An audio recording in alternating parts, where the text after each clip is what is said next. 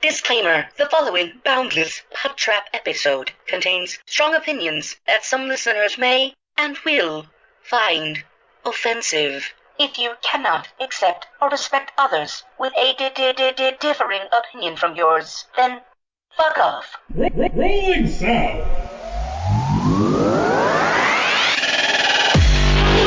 I like turtles. Shush! Alrighty. Let me see your war face. Now, y'all ain't planning on fucking these chickens, are you? Picture it. Sicily, 1920. Aren't we fucking funny? Streaming from the Midwest, right in the middle of the U.S. From Omaha, Nebraska, you're listening to the Boundless PodTrap, your entertainment podcast where we touch on all topics, from the crazy and absurd to the sacred and profane, and even the useless and unnecessary. The Boundless PodTrap knows no bounds. And now, here are your hosts.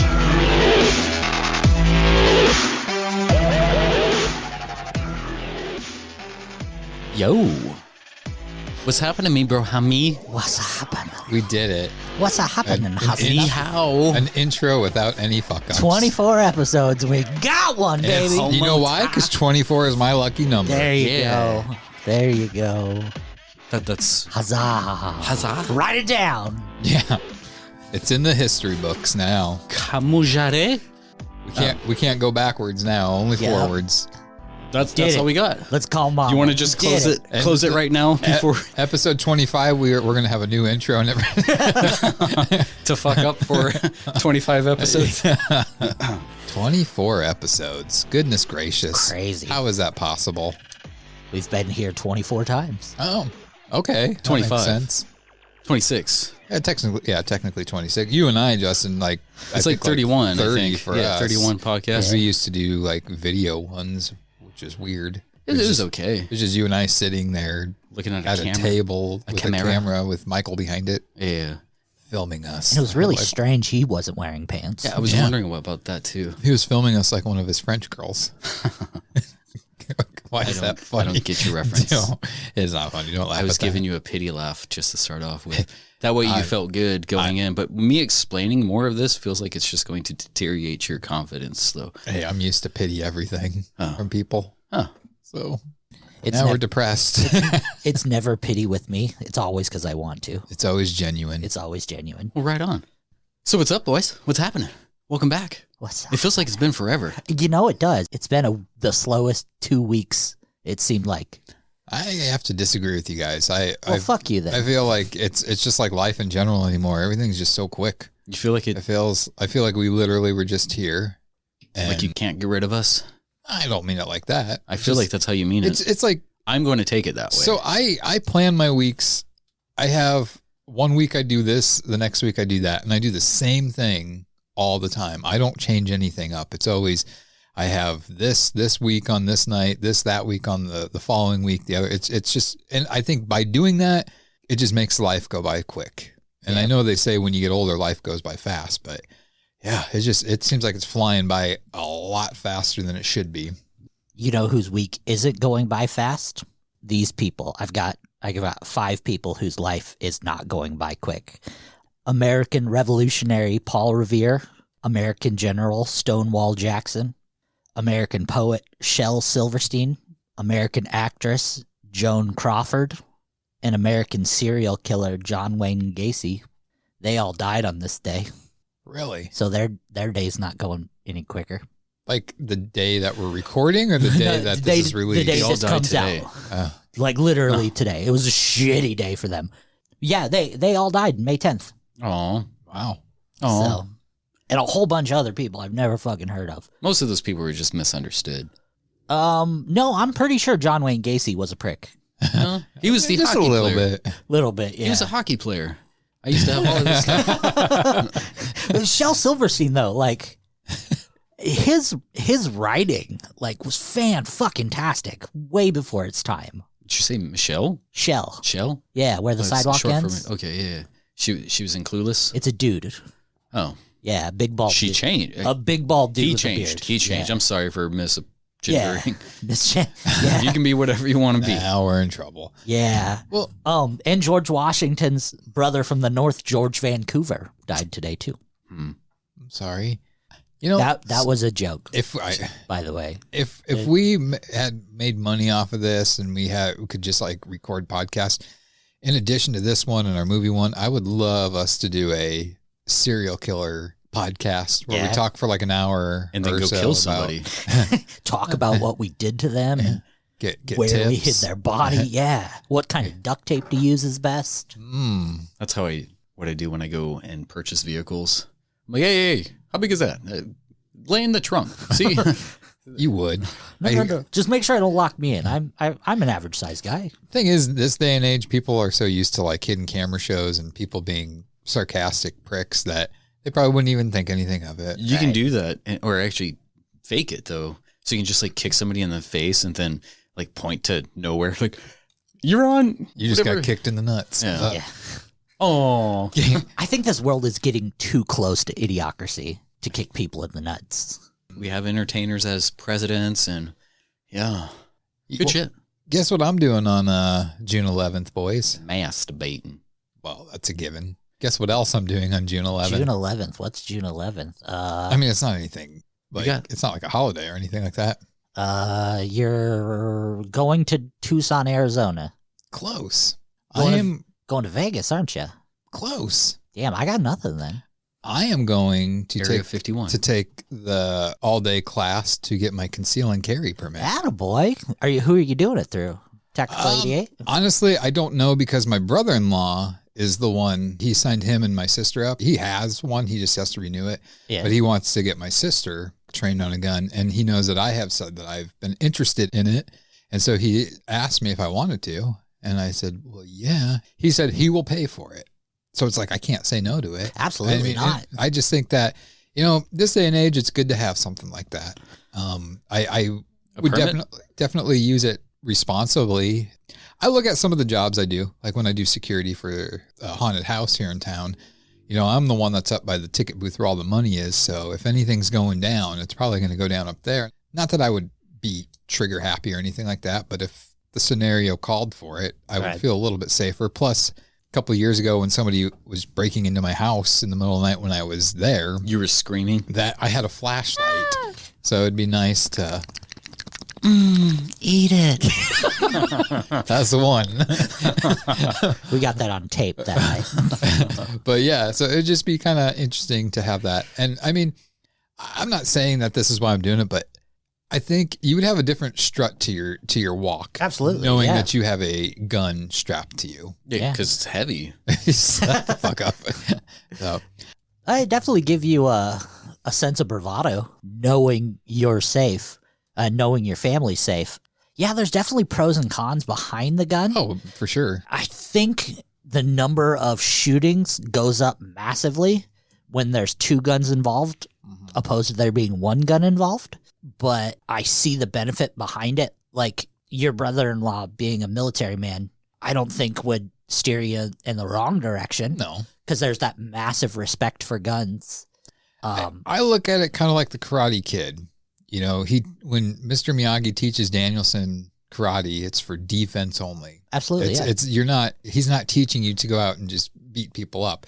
To me, it would be kind of the same thing with the gun. It's just like, that's for the ultimate scenarios. Absolutely. The last case. I'm not going to, if somebody's like verbally arguing with me, I'm not going to be like, listen here, mother. And like, no, I wouldn't do that. Like it would take a lot for me to have to pull the gun out. Like, Westroads, for instance, when that shooter was going off there a couple weeks ago. It's not the time. It's just, to have it in instances like that.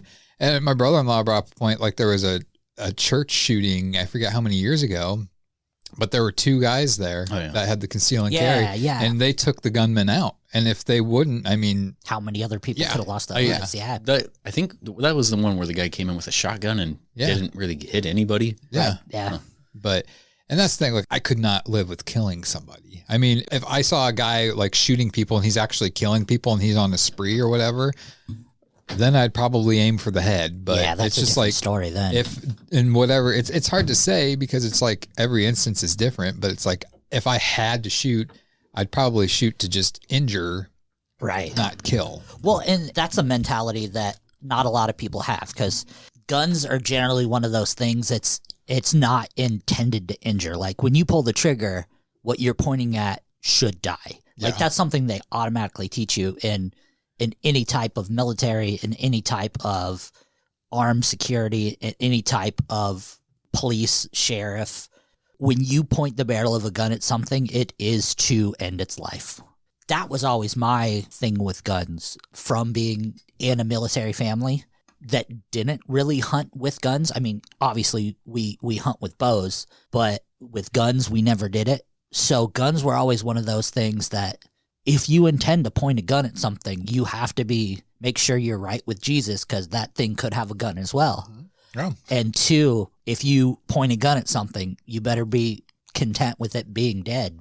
Well, and luckily enough, I haven't had any instances in my life where I've had like interactions with guns and people. Like I said, the closest thing was that person trying to break in my house. Now, right, looking back on it, the person was under the influence, and I think they thought they were at their friend's house, and that they don't give him an excuse.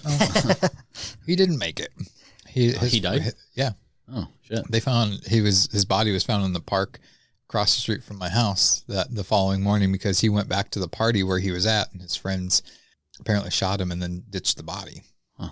So, because that's good friends. Because I remember I was so paranoid the next day, and then there was this news about like they found a dead body in that park, and I'm like, oh my God. I said the guy killed somebody, and then he was coming to try to break in the house to either kill me or hide or something like that. But then investigators called, and there's like, you don't have to worry about it, that it's not released yet, but he was the deceased body that they found. I'm like, huh. Oh. So you could have saved his life.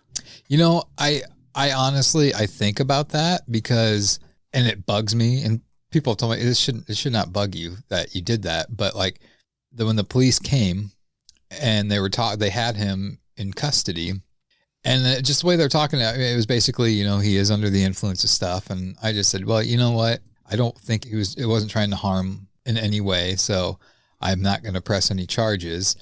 Well, then that happened. It's like, but I was under the impression that they were going to take him to his home, but they didn't. They just let him go back to his friend's house. But I think, man, if I would have pressed charges, he would have been taken to jail for the night, and he would have probably been safe. But what if, woulda, coulda, shoulda type of things, you can't do that to yourself. Don't shoot all over yourself. It's not healthy. Yeah. Yeah, I'm not, the gun policies, I'm not up to date with the codes, I guess, especially with the state and how they're trying to change a lot of stuff or implement better rules, if you will. Like there's talk about like, teachers need to have guns, and it's like, not everybody is capable of holding something. No. There's one thing, it's like you can be proficient with the weapon, but you're not proficient in the situation. Right. It's like, you can go to a range, but that does not give the same stressors or adrenaline, the rush, or not to fascinate, I guess. It's not, what's the word, dramatize it. It's not the same thing. It's not. They're two different things. Because you don't have, like you said, the pressure on you like of a gunman or something or whatever. You're just standing in a shooting range, shooting at a piece of paper. Right. Yeah, and the differences between a person and a target is you get 2 seconds to react, not whenever you're comfortable. Some of those gun people do annoy me. Like there's one person I see daily who on his front door has a gun target, a little silhouette target with his shot grouping. Like, why do you put that on your front door? Like, I know you're trying to use it as a deterrent, but see, I'm not going to be that type of person that's like pro guns. I am doing this for my safety, family safety. If I had kids of my own that were living with me that were little, I might second guess doing that just because, and you put it in a safe and whatnot, but I mean, safes aren't like foolproof. Like if you have a smart kid, they can figure out how to open it. And I mean, God, that would just, they got some wreck pretty me good, if my kid got in the safe and whatever happened. But well, you got to think it's a double-edged sword too. If you're buying a gun for safety and you're keeping it in a gun safe, not a sword. Oh, sorry. If you buy a gun for self-preservation and you keep it in a safe, it's not like someone breaks into your house and you only have so long to react. Are you gonna run to the safe, put in the code, I agree that there are some guns that shouldn't be on the market. Yeah, You don't need an AR-15. No. You just don't. But buying a handgun to protect yourself, absolutely. That is your right. Buying a shotgun to hunt with, absolutely. That is your right. But buying an AR-15 because you have a small dick, that's not your right. Like buying an M1 Grand because your grandpa had one in the war. No, I'm going to get a musket. It's a relic. Yeah, fucking Hang on. that Wait ball. You better not go the fuck away. Let me get my powder. Hun, where's my powder? Well, I know, like, I believe, and I could be wrong with this, but I think my brother-in-law has a safe where it's his thumbprint, so you don't have to. That's something. Like those voice-activated ones. I like those little shelves that are right above your bed, and you can just like hit the shelf and a fucking shotgun falls in. John Wick the shit out of that. You start getting hot and heavy in bed, and you're like, yeah, take it, bitch. And the fucking gun falls on her. So I'm more of a blade guy myself. A what? Yeah. If you notice, well, I don't know if you have noticed, but this is probably stupid putting it out on air. I might cut this out, but in almost every single room of my house, there is a blade somewhere hidden. So you're like Dwight from The Office. Oh no, I've got 2 knives within arm's reach of my bed. Well, I have one of those butterfly knives, but it's just like, I mean, I can't exactly. Right. I always take advice when I have that. I always think to myself, what did John Travolta teach? Well, technically, it was Nicolas Cage as John Travolta. He taught his daughter when he gave her the butterfly knife, you stab it and then you twist it so the wound won't close. Thanks, John Travolta. Papa's got a brand new bag. Just depends on what you're stabbing. Yeah. I fucking love that movie so much. Oh, it's so unrealistic. It's so bad, but it's great. But I believe it, and it's great. Nice. One of my favorite Nicolas Cage movies. Well, so I was rushing here, trying to make it. You're not. You're Italian. I'm an Italian here. I was hurrying really fast to get here. I got off work, and then I had to go pick up some underage girls, and then I had to hurry up over here. So God. He's talking about his daughters, listeners. Stop it. They can't drive. They're underage. They can't drive. Yeah, they don't have the. The one's almost getting there, isn't she? She's 5. She's only got like 11 years to go. Yeah. Although by the time it'll probably be like the age to drive will be 12 by the time. You can get a permit at 10 o'clock. A 10-year-old permit. Actually, that's when I first started driving.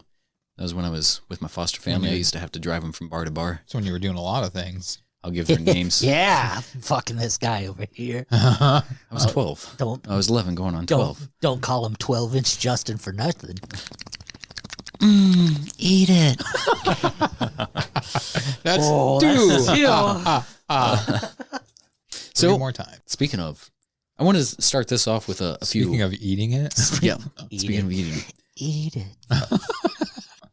We had some listener questions I wanted to read off here. Really? Yeah. All This right. is bullshit. You're full of it. His eyes give it away. He made Your mouth gives it away that you're full of bullshit. This is listener submitted stuff here. I'll find out in 2 seconds. Let me text my sister. There's other people. The first one here, it says, I love your guys' podcast. Hey, that's not real. Is there any chance of future giveaways? Sure. Actually, a great giveaway option you can do. If you go to Zazzle.com where that's we not have a giveaway. That's let me finish.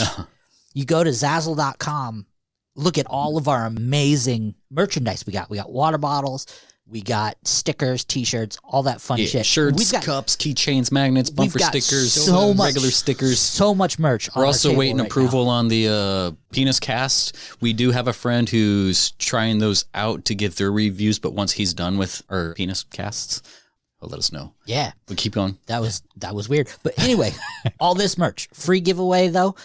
If you buy 2 of any item, you can give 1 away for free. This is true. It is true. And we're also going to start selling the underwear.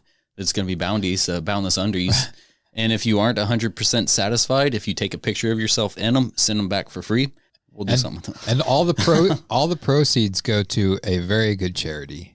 The Taco Bell Fund? Whatever you think is a good charity, it's going there. No, but seriously, if this is a real question, I mean, we could do tons of we're not anything special, but if you want to go to dinner or lunch with us, we're more than welcome to That's desperate. take you to Taco Bell. I'm not trying to rain on anybody's parade here, but we need to get more engagement with people before we do stuff like that. Well, we got these questions here, so I don't believe they're all real. these That's people. fucked up. I don't believe they're real. That's fucked up. Anyway, so here's the next question. Oh, speaking of the Boundless undies, they are boundless, so that means there's no waistband to it. They're one size. So they'll just fall right off. One size fits. We're working most. on something. That's but how we like it. yeah.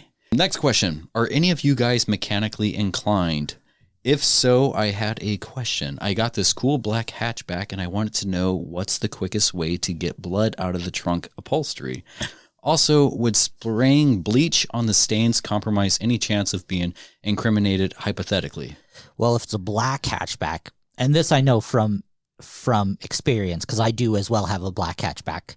If you use bleach to get the stains out, it will bleach the interior. It'll Monica Lewinsky it. So the best thing to do with the interior is the blood won't show up very well. So what you need to do is mix 1/3 to 1 ratio between water and OxyClean. That will tone down the color of the blood. And Billy then, Mays here. and it will tone it down enough so all you will see is the interior. You won't see the blood. Now it won't get it out. If someone wants to get into it and do a DNA test, it will still be there and you'll still be fucked. But as for the visual test, it will pass. I think the best thing to do, torch it. Let me write this down. Are you kidding?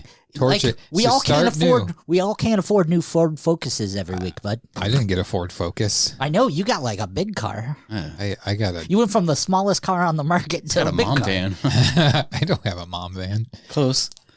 All right. It's for my future family. Next fictitious Hold question. on. Let me write these down.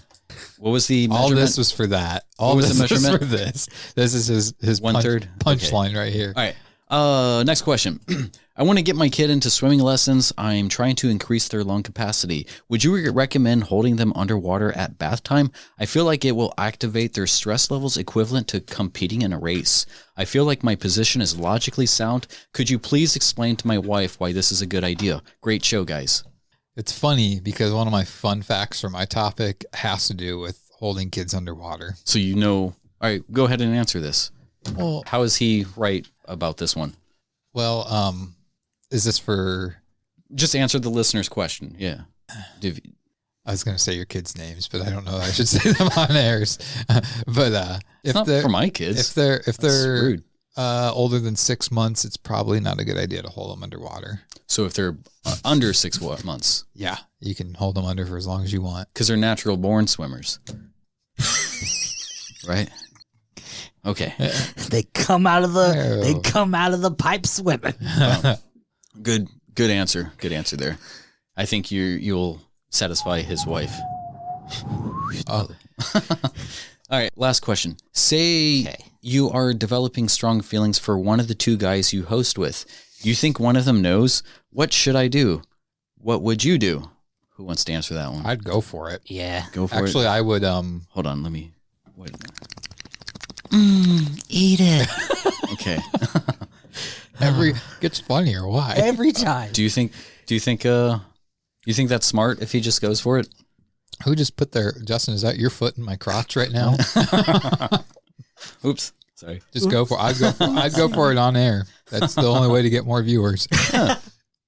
Okay. Here it goes. This isn't me by no means. I'm just saying. I mean, these are listener submitted questions. We're just trying to please the fans here. So, No. and what makes you think it's you? Yeah, I mean- Mr. Fucking Humble I mean, over like, here. we don't even know who. You should feel how far his toes are up my anus right now.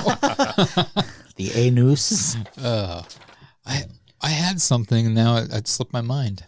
Oh, come back! Oh, please come back! This fucking guy over here. I know it'll come to me eventually. That's my line. You can't use my line. Oh, I know what it was. Lonnie, I'm going to ask you a question here. Sure. I want your honest opinion answer. 7 inches hard. Okay. Do you think it's weird / okay if a friend of mine asked me to take his wife out on a date and she wanted to go on a date with me?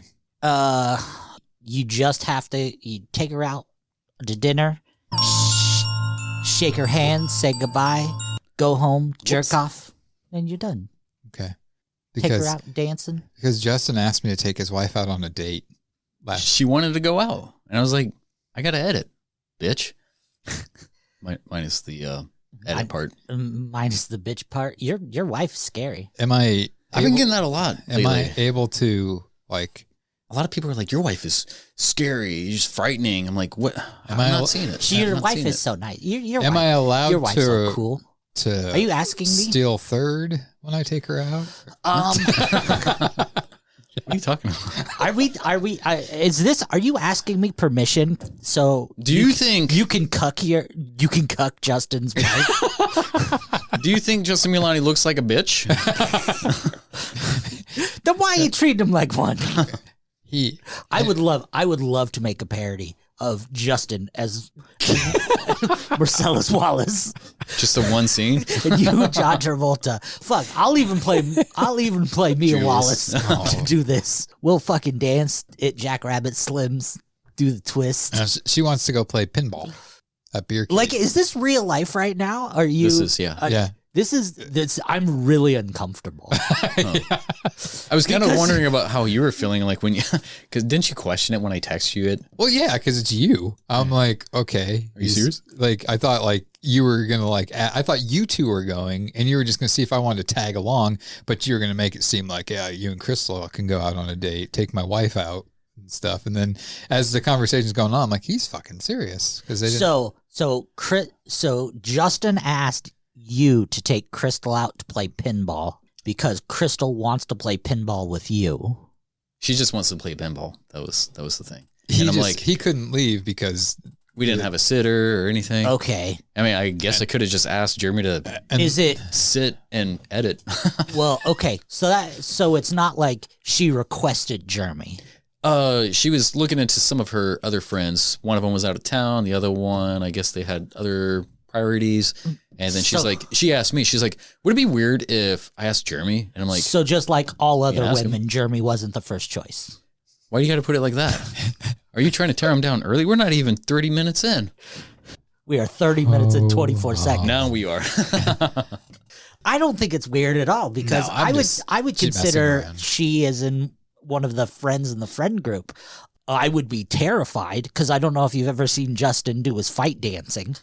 It's capoeira. No, I was just kidding. I just wanted to bring that up. Absolutely. Then he was trying to guilt trip me by sending like videos of her like all sad and depressed. I'm like, I'm sorry. Just getting you a healthy realization about how she's gonna feel.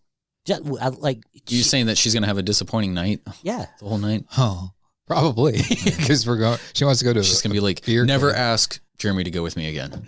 He just bitched the entire time. It's like he was crying in the corner. Every girl we passed. Me and another mutual friend of me and Jeremy's, we were all going to go out, and Jeremy didn't want to go into a place with me and another mutual friend. So Jeremy decided to go to Beercade, which is arcade/bar. So he went in there, and we went down about a block to another bar. And we spent our time in there when we turned around to go in. And Jeremy's sitting in the corner by himself in the bar, just kind of doing anything. The bartender is absolutely gorgeous. She's a friend of mine. He reminds me of like the type who would probably just write up little stories on napkins in a bar. I was sitting at the biggest booth possible. Yeah, it could have held 30 people. Kicking your feet, not touching the floor. But yeah, my friend Anna was the bartender. And of course I go straight in and say hi to her. And then I went to Jeremy and he's like, hi guys. Just like out of his norm. Like, how do you feel out of your norm in a room full of video games? Like, that's heaven. I never was a huge video game person. Why would you choose to go there? Because it was the only other place. It was either that or a porn shop to wait for you guys. And I think why didn't you go there? There's a time limit because you guys were going to be like an hour or two. Yeah. Because the thing you were going to, and I didn't want to go there because there's other people there I didn't want to see at the time. That's fair. So I went there and I just sat in the corner. Just go to the porn shop because they will take care of you. Like if you go and ask about some of the products, they're like, this one kind of zaps you. But try this one on your nipples. And you're like, ah. But 2 hours in a place like that. Eat it. You really need to consider a career as an anime porn voiceover person. Do it right now. Try to. Eat it. How do you do that? No. I remember that. My voice. Because I remember, like, I took that. Sent you guys that picture from Polar Express of that creepy kid, like, looking out the window. I'm like, this is me right now. Didn't we leave and go to another beercade? Yeah, there's another one which I thought was a lot better than the. Oh, one in absolutely. Benson. Yeah. I hate Benson. Like, and here's how That's my stomping grounds, yo. Here's how the progression of People that Omaha live in Benson hate Benson. The progression of how Omaha is going. So the major areas in Omaha, the old market used to be the best. Now the old market is shitty. Then they got rid of the slides. No, the slides are still there. The slides are the only thing left. It's been a while. But they ripped out all that other area. So it used to be the old market was the best place to go to. And then Benson came. Now Benson's the best place to go to. And then Blackstone came. And Blackstone's the best place to go to. And now they're redoing 13th Street in the old market. Now it's the place to go to. And then now Dundee's coming in and it's the best place to go to. Like, it's a constant cycle of trying to one-up each other. Like, that's just marketing. And they're just pushing the hipsters from one side of town to the next and the next. It's so fucking annoying. Nobody wants to get rid of everybody's trying to get rid of the hipsters, but nobody wants to take them. Yeah, nobody wants to take them, so they're just like, fuck, get rid of them. I like this place before it was cool. I think Council Bluffs should be the place where they come. And No, you guys keep them. Make an island? Why don't they just make Carter Lake where all the hipsters go? That's because that's where everybody retires at. No, it's not. It's where all the meth heads go because they can't all afford of them. Yeah, it's a good number of them. Okay, yeah, I'll give you that. That's what you know. What Carter Lake has? It has dumps, the airport, and meth heads. Dead bodies in the bottom of the lake, Yeah. probably. To end a long story, this Saturday I'm supposed to be taking Justin's wife out. Oh yeah, you guys are still doing that? I don't know. If I don't hear from her, I guess not. Well, I'll have her turn you down at the last minute. Well, I work all day, so if she does, I'll probably be tired anyway. So. Cool. Well, I hope you have a good time, and I hope her husband doesn't find out. Do I need to shave my balls? She's going to kill me if she listens to this. Oh. So who's up first tonight? No, he's on second. That's not funny. I'll go ahead and get mine out of the way. Since mine's kind of shorter. So before I start this, I know a lot of things I say. That's what our products says. Are offensive, and I know that's part of the joy of this podcast is we can say offensive things that piss off a lot of people. But this is kind of one of those gold star warnings where I want to say there is nothing funny, and there's nothing that should be taken from making fun of people with mental illness. Everything I'm about to say is satirical. It's all joking wise. These are just some mental illnesses that I found that are humorous to me. People who have these are struggling in real life. No mental illness should be taken as a joke or taken any less seriously than any of them. If you know anyone who has a mental illness, just respect the struggle they are going through. All right? Well, now I'm going to click back into podcaster mode here after that PSA. And shit all over them. All right. So with that said, these are the top 5 most fucking mental illnesses of all time. Was that a slip when you said metal? Metal. They are mental. Is that mental illnesses? Okay. I didn't know if you meant to say mental, but you said metal. Okay. Yeah, gotcha. mental illness. Make fun of the mental. That's fucked up. And if anybody wants to come at me for doing this list, I have fucking manic OCD, severe anxiety, depression. He will fight you as soon as he's done checking if the doors are locked. I will make sure my shoes are tied 3 times, and I will fucking take you out. I have the right to make fun of... How is he dodging all of my moves? I have the right to talk about mental illnesses, motherfucker. You got the right. I earned this. But anyway, top 5. I'm going to start with 5 and go up. First one is Stenhold syndrome. What Stenhold syndrome is you suffer from severe anxiety from being around large amounts of art. Really? Like going into an art museum or a place that's having an art show, you just freak the fuck out. You can't handle it. as well as going to something that would be traditionally seen as beautiful.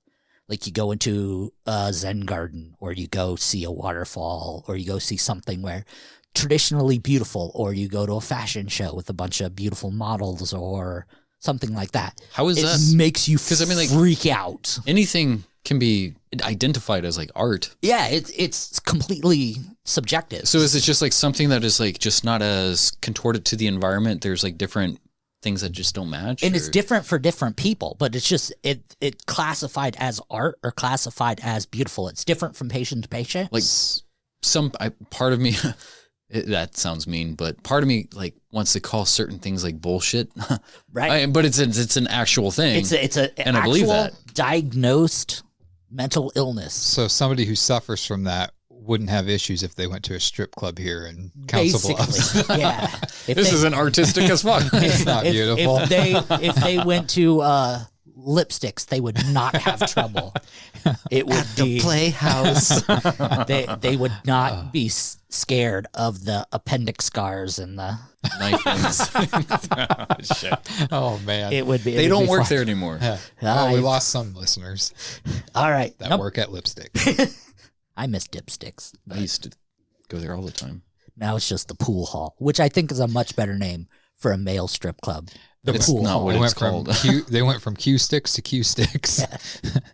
Number 4, fictitious disorder. From that name, do you guys have any idea what fictitious disorder is? It's like they think everything is fake. Any guesses?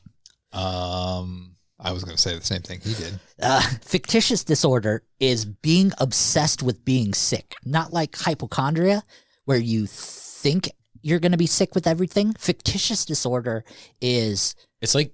where like you love being sick, like you love the attention you get from like being sick. I was going to say, isn't this something that you kind of talked about? It's like once Munchausen, but it's yourself. Like with Munchausen, it's your you kids. by proxy. Yeah. Well, no, there's Munchausen by proxy and Munchausen by self. Yeah. There's two different types, and one is like more attention based, and the other one is a legitimate like fear of like hospitals and etc. Yeah. So these people like being sick. It gives them worth. Yeah, it gives them worth. It gives them self-worth, and they just love the feeling of being sick.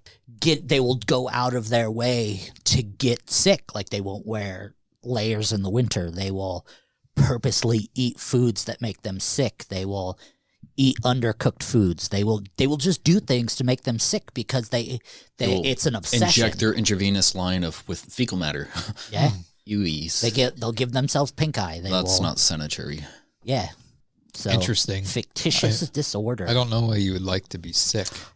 It's the pity. You get the attention, you get the pity. It gives you worth that like somebody is actually caring for me. Like it's kind of like I forget exactly what it's called, but you need to feel like a patient, even though you're the one who is doctoring yourself to feel that way. I was going to say the only time I ever enjoyed being sick was like when you work really, really hard and it's just like it's constant.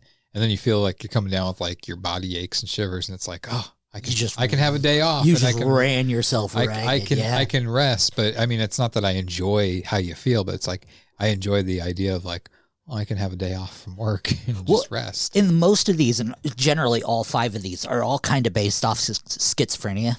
They're all going to be mentally based. That's a fun one. Yeah. For some. Yeah. Number 3 is capgrass delusions. Catgrass? Capgrass. Okay. What capgrass delusion is, people... Did you say it different every time? I think so. Capgrass. Capass. Grab ass. CAPGRAS. With booty ass. Capgrass. Grab ass. Delusion. We're going to go with... That's a people thinking that people or places or things have been switched out by an exact double. I've done that before. Like somebody broke into my house and replaced everything with exact replicas. Exactly that. Or like, for example, like we only get to really see each other once every week. So it'd be like coming together and being like, you're not you. You're an exact copy of you. So you need to know a code word before we continue? Or like you go out to start your car and you're like, this isn't my car. Like, whose car is this? But it's your car, but it's an exact copy of your car. If somebody having that, I could see how you could go crazy super quick. Yeah, in like stories, they're written about changelings, And so it's like an actual diagnosis of thinking changelings. Changelings are fairies that go in and make an exact copy. I feel like, I mean, if you had a positive mentality about that, you're like, oh, this is different. Right. It's like, but it's the same thing. But it's not. It's a terrible disease. Like people, like I said, it's on the schizophrenia level of your brain just can't handle the fact that, like, Jeremy, you are not Jeremy. You are someone who looks like Jeremy If I had a and nickel, sounds like Jeremy, but you're not Jeremy. It's just that weird brain can't process that you're Wrong a human person. being, but you're the wrong version of you. Wrong person, wrong time. Right. Number 2, I got to look up. You got to go number 2 already? I can smell it. While you're doing that, it's kind of weird that you brought this up because you know how on YouTube it gives you suggested videos based off of things you watched? Yeah. But sometimes the things that they suggest, it's like, how the fuck did you get that from what I've been watching? Right. It's like actual footage from the 70s at like a mental hospital where like a doctor sits down and they talk with somebody that suffers from schizophrenia. Oh, I think I know what you're And- talking about. and it's like- shorter-haired guy sitting in a Yeah, chair. and he's got really shiny skin. It's the guy. like, yeah, like the psycho. It's schizophrenia delusional. Yeah, and it's crazy because then it was like showing other videos, and it's crazy how similar they are. Like they ask them a question, and it's just like they have the longest pause, and it's like they're listening to somebody before they answer, and they're very interesting. Like I'm glad those are suggested, and I watch it because it is kind of interesting to watch. And then there was one of this lady. I mean, the lady one, man, she just seemed so sweet. You just wanted to hug her because they know there's something wrong with them. Right. So it's kind of interesting that you brought this up for your topic, and Kind of those were just reminds me of that TV show Sense8, where you had like 8 different people who you kind of share.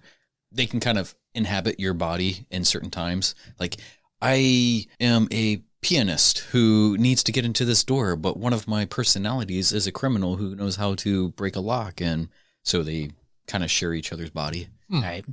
Like it's confusing. like the show Quantum Leap back in the day. Oh. If you think about that show from like a deeper level, like that show was definitely about DPD, which is dissociative personality disorder. That show had nothing to do with what it actually was. Like he wasn't from the future. He wasn't going back trying to save people. He just had extreme personality disorder. That whole show was him just imagining he was somebody else. What was Played it? a Was lot it, of was it women. Iggy? Was that the name of the little thing that he had? The little device. Yeah, that was a good show. Yeah. Did you like, I was kind of grouped those. I mean, they're totally different shows, but Sliders or Quantum Leap Quantum Leap for me. or Time Tracks. Never seen Time Tracks. 100% Quantum Leap. Okay, so number 2, I gotta this the pronunciation of it. Sound it out. Use your words. Apotemnophilia. How'd you do that with your voice? So apotemnophilia. Apotemnophilia is the urge to want to amputate parts of your body. Like you just randomly, I don't want these fingers anymore, and you cut your fingers off. I don't want this leg. I cut my leg off. That could Like be it's a mental illness that strikes in your brain that you just don't want to have all your limbs. That could be a very quick mental illness. You only Yeah. have so many limbs. Exactly. And it's on the more rare side, but it does exist. I think I suffer from a bit of that because I am constantly cutting things off. See how smooth I am? Fingernails. And hair. I get it. But yeah, one of those things that it's so fucking metal that your body can go, you don't need limbs, cut them off. I mean, it'd suck to have it, but from an outside perspective, I feel the like fuck, anything you come up with is a disorder. It is these days too. right? I like to Some shove, of the shove disorders shit seem up my nose. very questionable. If you can combine 2 disorders, what would you want? Super disorder. I'd have to think on that. For the life of me, and I can't remember what it was called. I was going through movies the other night, and I found this movie, and it was about this girl who would eat things. Everybody eats things. Yeah. Eat it. Did you set that up on purpose? No. Okay. But it was perfect. No, but she would eat like, it started small, and she ate like a marble. And then by the end of it, she was eating like tacks and pieces of glass and razors. it was set up to be a disturbing film. It really wasn't, because I've seen way too much disturbing shit in my day for it to be a disturbing film. I'm always reminded of that one chick who like carries an industrial toilet paper with her and just like eats toilet paper all day. Like, ugh. Clean. Crystal's still doing that? That's how she stays so fit. What's that? It's not a disorder. Well, I guess it could be. You know that, like, I think he's like an Asian guy that can eat glass, and anybody can eat glass if you're brave enough. But he eats it like everybody eats it like once. popcorn. It's just rock candy, sugar glass. Yeah, that's all it is. He's a fake. He's a fraud. Could be, but he might not be. So I don't. All right, boys, you ready for the number one most mental illness of all time? Let's hear it. Is it something we know? No, probably not. Okay. Number one, it's called Cotard's delusion. Cotards? You can't say that. Cotard delusion. That's that. No. We'll edit that out. What it is Mentally. is you think you're dead, or you think your insides are rotting out. Isn't that a Ramones song? Cotards? Cotard's delusion. Yeah. So basically, the people who have this disease think they are either dead or that their insides are rotting away, and they're just content with it. And those people will generally either starve to death or they will just die of famine. Not even famine, but just like lack of anything. A lot of them will be put in mental institutions and have to be intravenously fed through IVs or tubes. A lot of the stories I watched on it where people they'll be like, well, I'm dead, so I'm just going to lay here until, everything goes away. And they'll literally lay there and starve to death. Do you feel it's probably a disorder, and I feel like all of us have it because we consume so much negative news just for this podcast. We're injuring our minds with all this, like, man, this is fucked up watching this. Why am I doing this? And then we present it on it. Hey, it's a possibility. What is that called? Find that.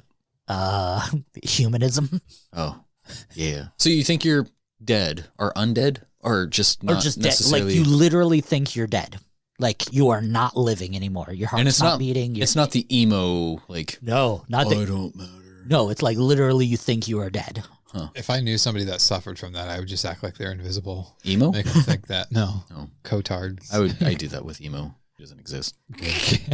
You're don't talk to him. He thinks he's people. You're not only dead inside, you're dead outside. It'd be interesting to find somebody that suffers from any of those, really, and interview them. Right. Yeah. It's just, and looking at this, I went through so many mental disabilities because I had this idea and I wanted to do this because being on my own mental illness journey, one of the things that helps me get through it is I read other people's journeys, because that's been my hardest thing, is thinking I'm isolated and I'm alone. Like that's what gets me. But in all actuality, like I'm not a unique snowflake. Like there's tons of other people who've been through my own shit, and I have to realize that. But then I find lists upon lists upon lists upon lists of other crazy shit going on. And I was just like, that's fucked up. Wow, that's really fucked up. Like there was one called Alice in Wonderland syndrome. That sounds like an amazing one. Like there's only been like 4 or 5 reported cases, but people get so lost in the elements like they're around, they just don't know what's going on.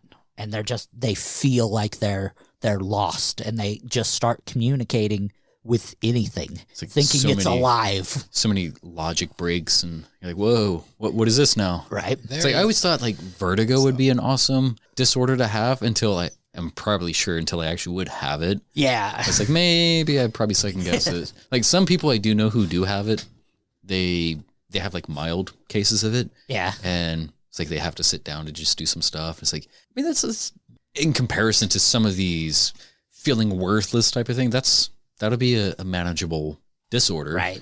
Unless you're driving. Another weird coincidence with this list is a suggested thing on my YouTube was top 10 scariest underwater animatronics. There is a fear that people have out there of underwater animatronics, and it's called submechanophobia, which is, I mean, I was going to say it's weird because there's you think of it, there's probably a phobia to it, but there's people actually out there that freak out over underwater animatronics, so like the shark and Jaws. And this is a video I think you would like, Lonnie. You should look it up because they actually have like top 10 lists and they show these animatronics. Some of them are freaky as shit. And like after watching the video, I'm like, part of me might have that submechanophobia or whatever it's called, because it's just like, especially one, the camera just like, it's this like dragon looking thing that's underwater and it's in the murky water. And the camera just comes up on it, and I'm like, "Oh my god!" Like I just got the shivers. It's like, can you imagine? Like, hey, most of these are at like amusement parks, so the chances of you swimming in this, but it's like I think of the people that have to do maintenance on those things. And it's like you have to dive underwater, and it's like they have to do it first thing in the morning, so it is kind of dark, and they just have her flashlights. And it's like probably murky before you actually get it, and then it reveals. Like, every single time. I know. My butthole is puckering right now thinking about it. So. Well, and there's so many of them that were like region specific. Like there's a Francophobia where it's like people who go to France get scared. Like that's so specific.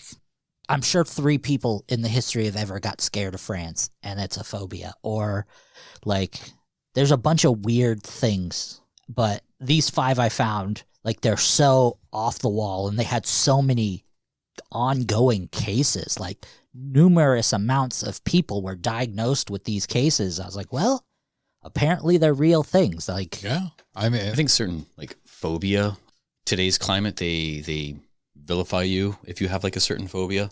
Like I'll address my homophobia. I guess I'm homophobic because you don't like, every time I've had I guess say, you're never homophobic when Jeremy's sucking your dick. That's different. But like every time I've had a penis in my mouth, I didn't like it. But that's eat it. I think we met her. But yeah, no, every time I've had a penis in my mouth, it wasn't pleasant. I'm like, no, I don't like this. You could have fooled me. Yeah. Especially when you're looking up at him. Like, you're so good. Are you putting garlic in your mouth too? It's like Pop Rocks. Ew. All right, boys. That's flavored. That's my topic for the night. What else we got? That's it. Bye. Ciao. Oh, see you. Bye. Buongiorno. Buongiorno. We can go with mine next. Arrivederci. Go ahead. So I had so many problems trying to find a topic for this week. I didn't want to do anything sad and depressing. I didn't want to do anything that's overdone. I didn't want to do anything that didn't involve something fun. I had a few ideas. One of them was kind of conceited because it was going to be like, get to know Jeremy. And I was going to tell some facts about me that people don't know. And I was going to have you guys ask 2 questions each. I was going to message you beforehand, come up with 2 questions. I have to answer them honestly. But then I thought you guys would take it the wrong way and you'd come up with ridiculous, stupid stuff. Will we do that? I didn't do that. We should do an episode like that. 2 truths I think and a we lie. should eventually here. 2 truths, the Boundless PodTrap 2 truths and a lie episode. Yeah. But then I also thought that, hey, we're going to be releasing Shorty Film's first short film, One More Body, here soon. And soon after that, The Last Goodbye. And so we need to film something.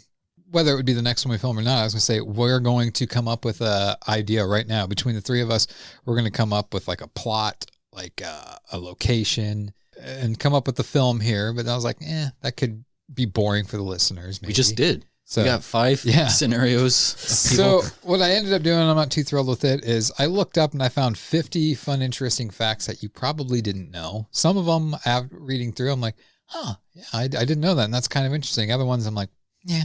So there's 50 here. Some will delve more into as I say it. Some will just read it and go on. Before we do get into that, and it's funny that you bring that up because I did have a Shorty Films pitch I was going to throw at you off podcast, but when we get done tonight, I do have one I want to pitch to you. Okay. It's my first comedy idea. Oh boy. So it shouldn't be too difficult to film. Yeah. Your ideas are great, but I'm like, oh my God, these would be like your car one with the navigation system. Like I love that, but I'm like, we'd have to have a budget for that one. This one, we do not need a budget. Yeah. All right. So the first fun fact here, a single sneeze travels 100 miles per hour and shoots 100,000 germs into the air. 100,000 germies? Yeah. So think about that, all you people that were non-mask wearers for this COVID time. When you sneeze and your shit went all over the place, it was traveling 100 miles per hour into my face, into my system, causing me to get COVID. It's not all about you, Jeremy. Well, at least you're blaming them and not me anymore. Well, it wasn't you. I know who it was that got us sick. I'm just not going to throw them under the bus. Number 2, you're born with just 1 pint of blood, but by the time you're an adult, you have 4 to 5 quarts of blood. How does that happen? Magnets. Magnets. No. The human body contains enough fat to make 7 bars of soap. So Lonnie can make I can make 16 bars of soap. Fuck you. Now, this is one I want you guys to try. It is impossible to hum while holding your nose. That's not. It's a hum. How do you hum? You can't do it. I can't do it. You're not even. That's not a hum. Your freaking bottom lip flutters when you do that. Thank you. All right. The silhouette on the NBA logo is Hall of Fame Los Angeles Laker Jerry West. I know you're a big fan of him.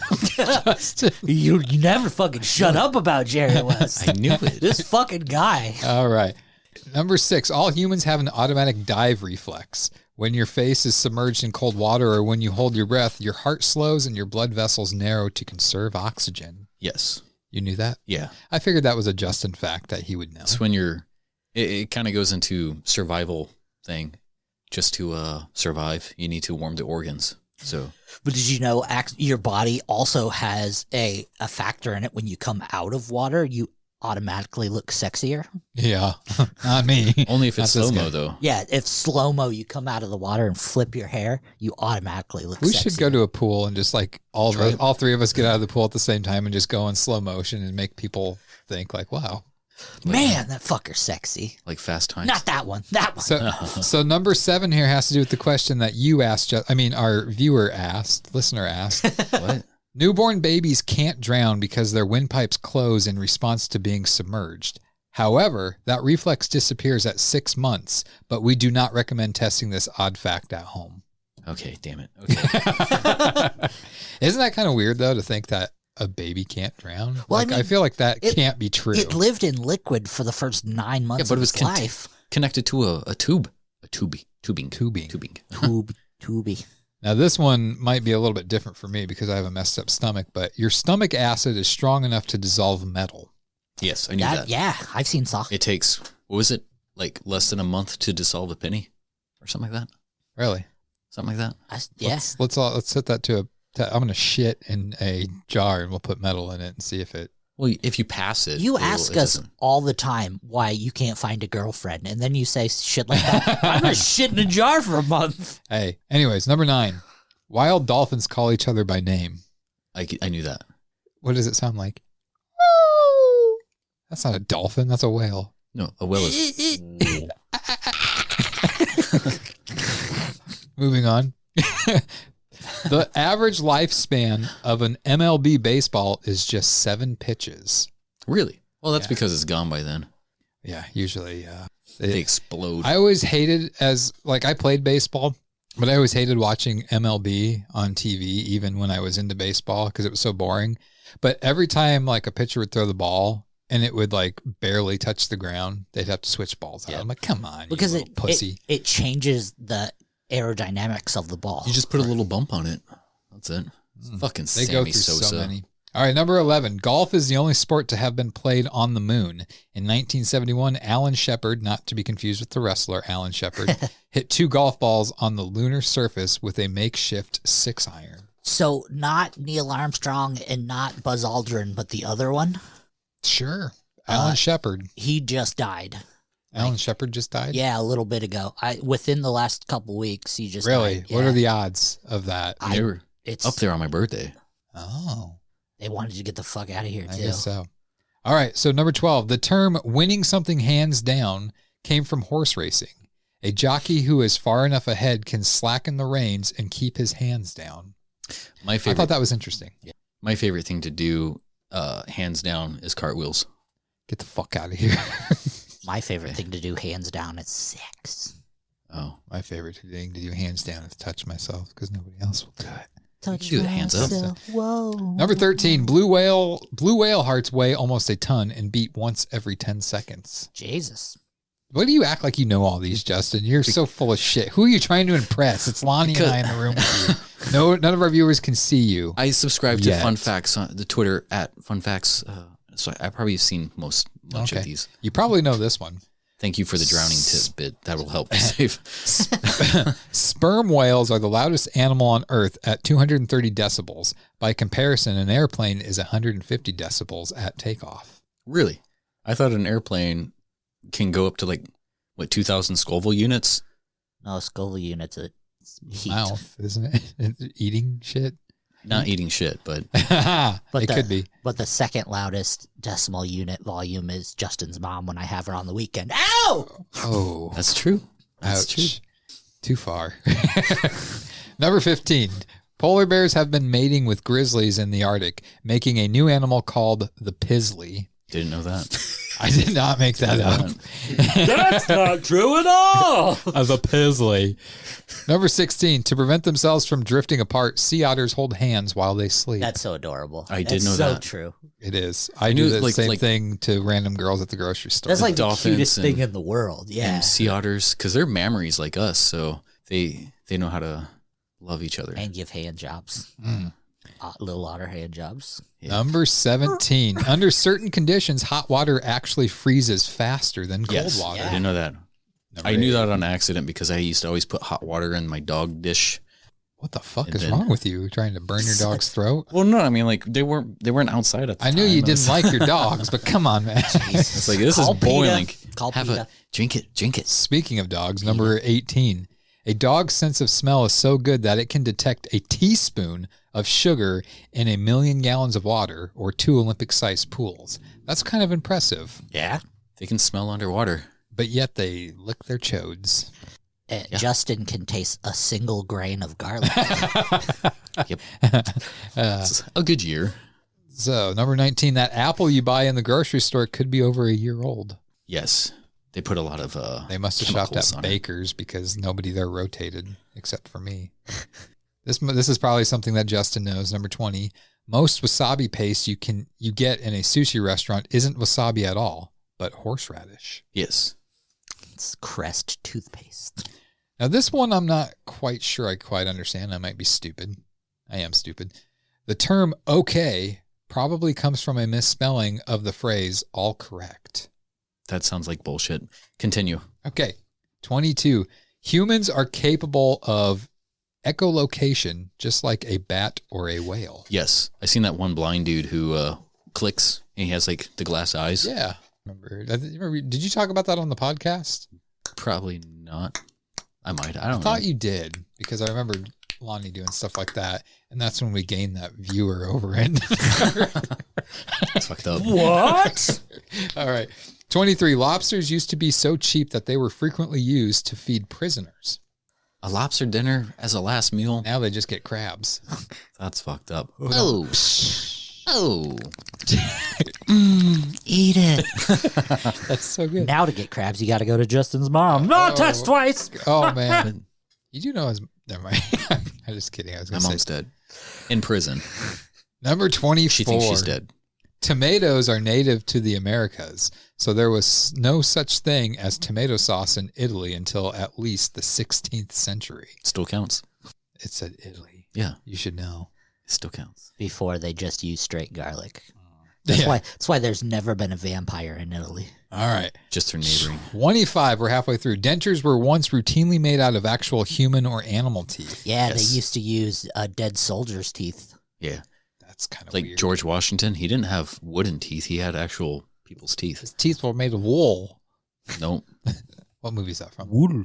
It sounds like Christopher Walken. No. It was Big Daddy, wasn't it? Yeah. Yep.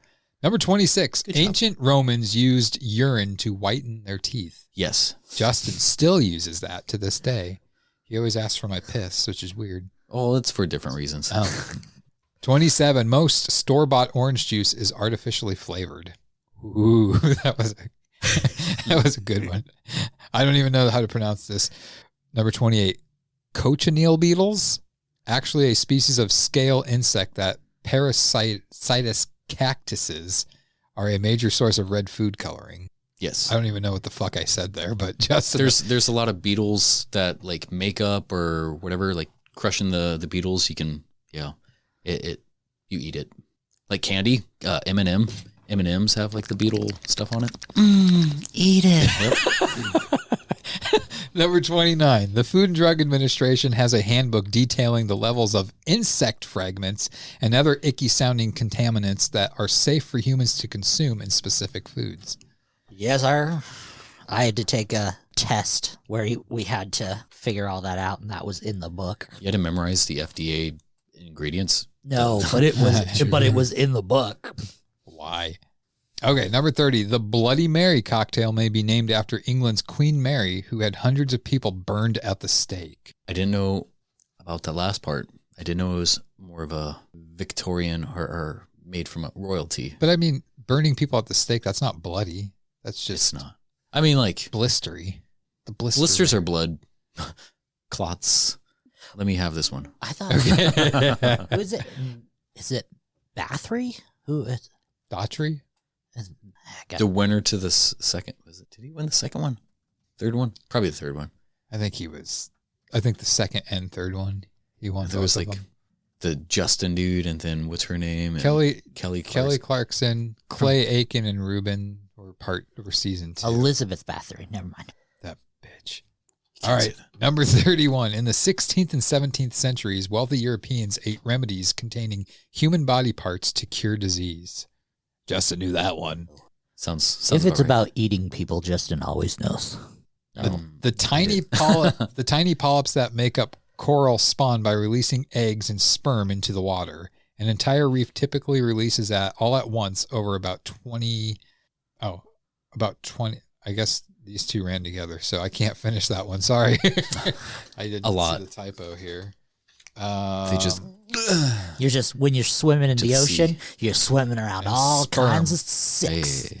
All the wonderful life of sex. Number 33. The Pacific Ocean is larger than all land masses on Earth combined. I knew that one. That is the biggest one. Number 34. The pressure in the deepest part of the ocean is over 8 tons per square inch, which is equivalent to having 50 jumbo jets piled on top of you. All right. That would suck ass. Mariana Trench, isn't it super, super deep too? It's like We'll one just of say the it's deepest parts of the ocean. most trenches are deep. I'm not going there. One of my biggest fears is the deep blue sea. Like, there's so much stuff in the ocean we have no idea fucking exists. They say that we've explored more of space than we have the sea.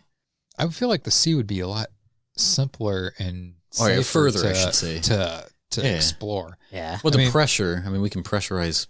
I guess the outside the atmosphere. I mean, the pressure isn't as heavy. As how deep down was the Titanic? All the way. It's all the way at the bottom. Because they go down there. They can send people down. I mean, they can't get out of the thing, but it's because it's in the Bermuda. Well, here's number 35, and it's kind of weird because it has to do with Pez. None of these have been weird. Pez candy was invented to help people quit smoking cigarettes. The original Pez dispensers were shaped similarly to a cigarette and lighter. That's cool. All mine are shaped like Star Wars figures. Your cigarettes and lighters? Number 36. Babies are born without kneecaps as we know them. Yeah. Babies have cartilaginous structures in their knees which turn to bone by the age of 4. I think. So kids, what is it like? There's a few, like 26 or 16 bones that babies don't have until they get of age. That's just weird. Like I really should look more into like the human body because it's really fascinating. Well, and it's true they don't have kneecaps because I put Mox in the figure 4 all the time, and he doesn't give a shit.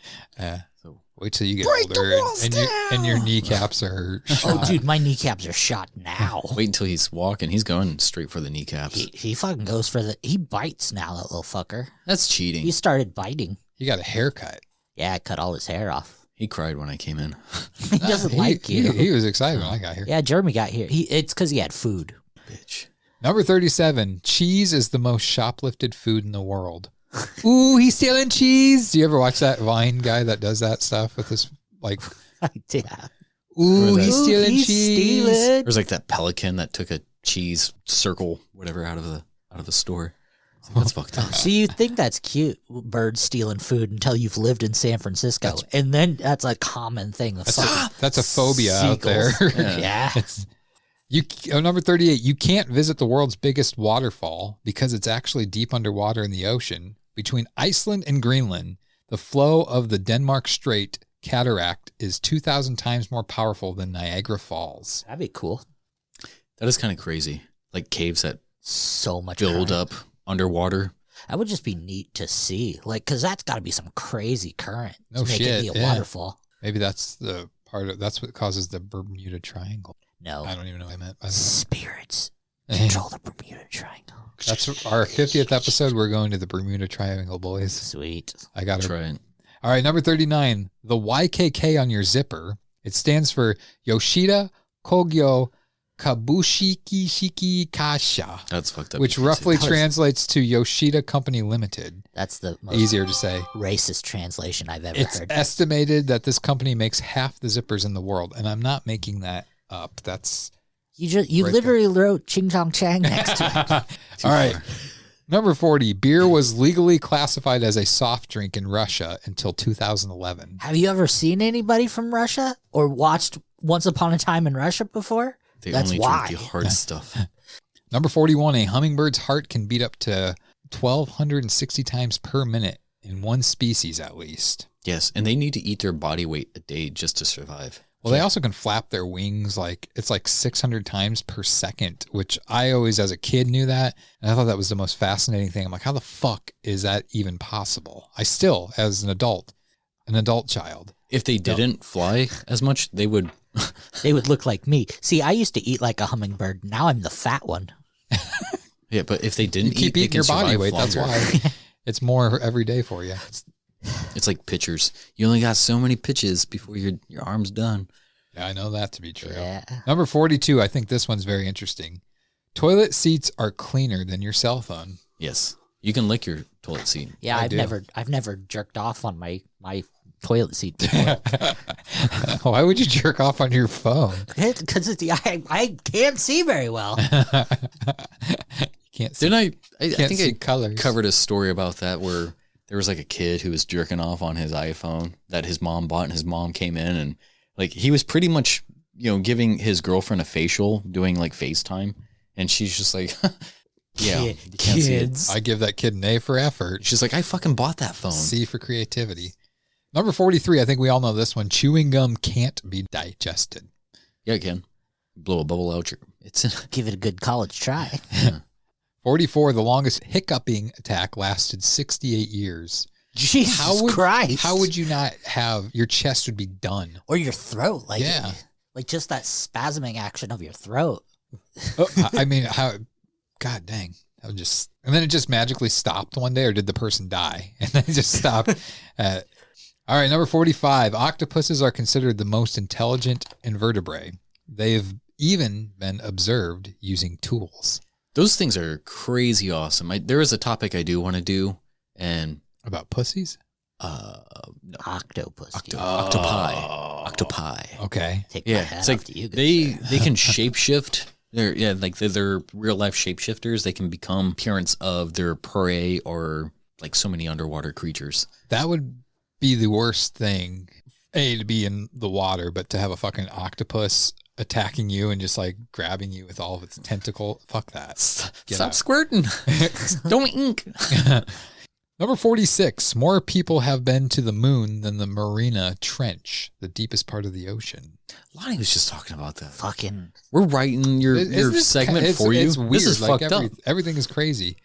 Number 47. Tsunamis can move at speeds over 500 miles per hour. Okay, Nice. that's different. Number 48. Twister was considered a risque game. That's fucked up. Oh, when no, it never came mind. out in the 1960s. I could see why, because you butt fuck your family and friends while you're. I still Oh. consider it I can take you boys in Twister. And You June. probably could. Yeah. Looks like left hand on green. Yeah. I'm gonna get you back into the prison position so fast. Oh my God. Too far. Why are you taking off your pants, Uncle Ronnie? All right, number 49. It may be surprising, but a whole lemon actually contains more sugar than a single strawberry.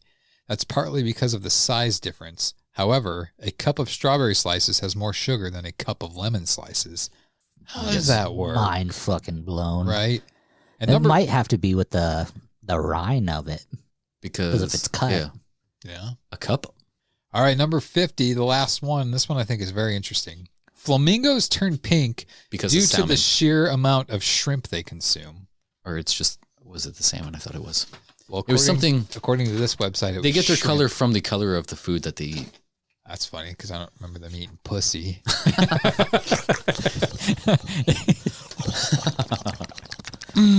Eat it. I think we reached our quota. I think we've I don't give doubled a our quota. fuck. We're going to keep going with it. Even on our movie review podcast, we're going to use that. Is this still? Oh, that's Lonnie.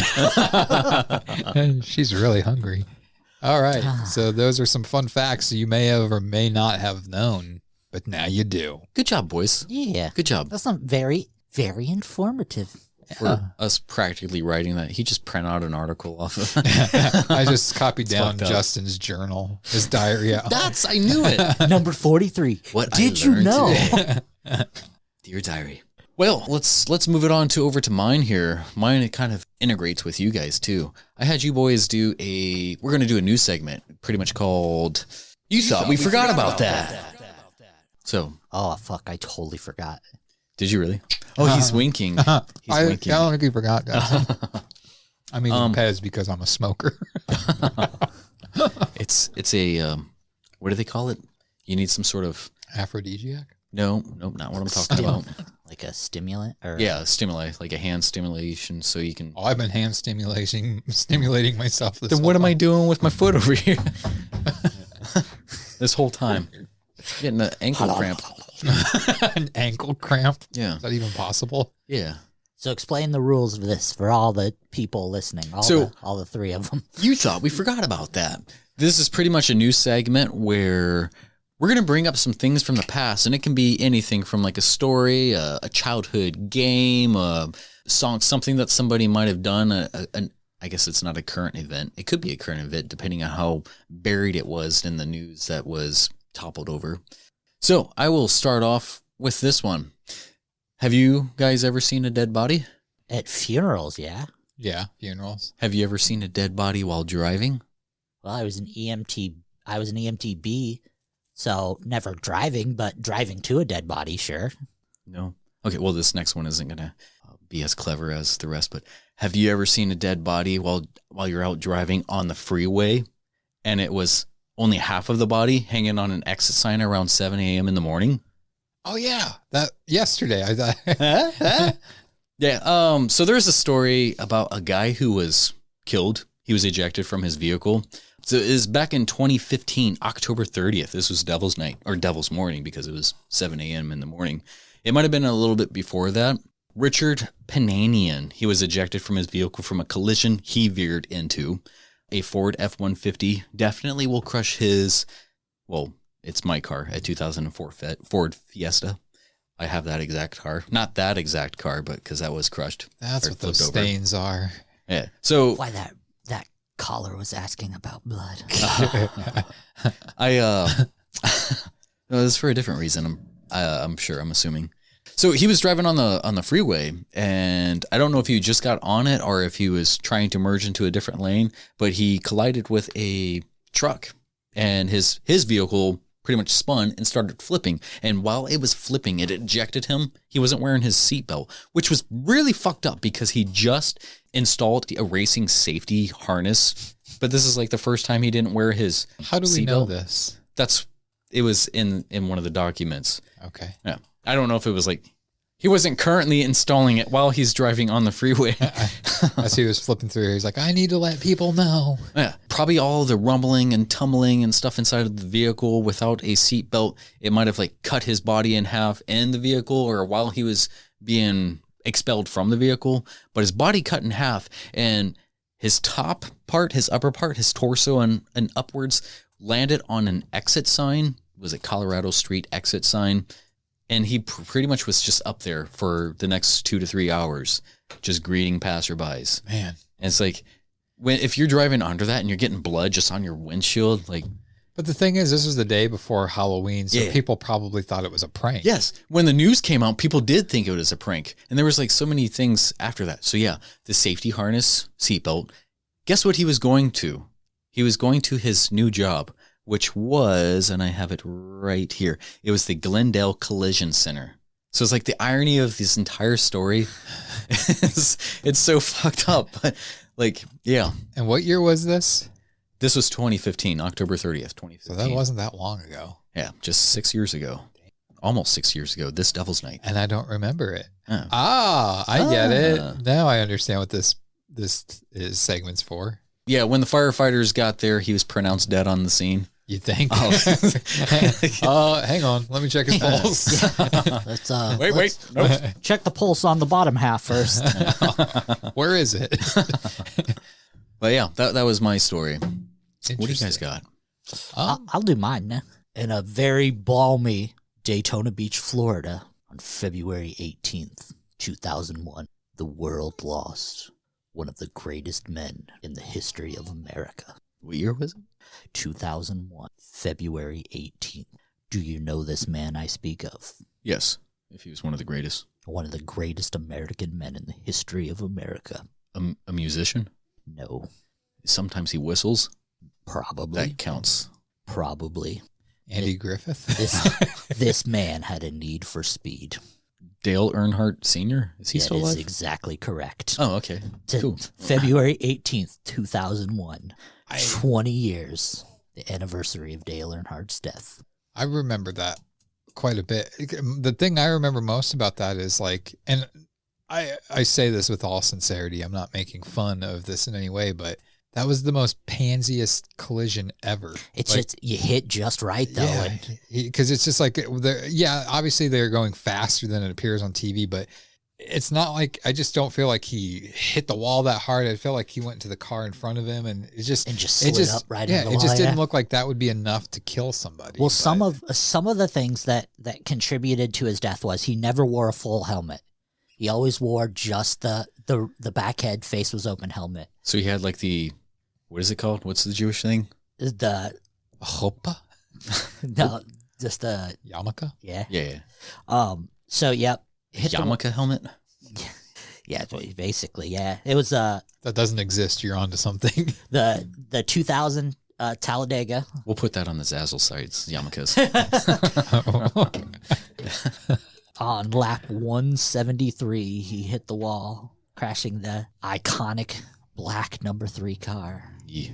Wasn't there As a movie? Car speeds by right when you say that. There was like a Groundhog style movie with like, I thought it was around that story, but like the vehicle crashes into a wall and then he wakes up again and like he repeats it. That sounds like a lot of movies. I was going to say, there's been a lot of movies. I know, not Groundhog's Day, obviously, but I know there was a movie with Tom Cruise Tom that was Cruise like did that. Something. What was that racing movie with Jackie Chan? Rumble in the Bronx? Nope. Was it like Fast and Thunder. Furious Drift?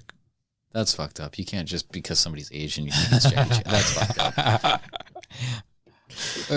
Tokyo Drift. Tokyo Drift. Anyways, continue. Anyway, the best movie about drifting. But yeah, that was the day that NASCAR lost one of its heroes. That was that day America lost a hero. Why NASCAR? Why did you pick NASCAR? It was people who don't. First thing that popped up in Google. No, I'm going with it. It's kind of a double-edged sword. A lot of people, if you look at me, wouldn't understand that I am kind of a hick. Like, I love to fish. I love to hunt. I grew up on a farm. It was just one of those things. As much as Tracy's family, they love NASCAR. My family loved NASCAR. I never really got into it, but Dale Earnhardt dying was a big thing.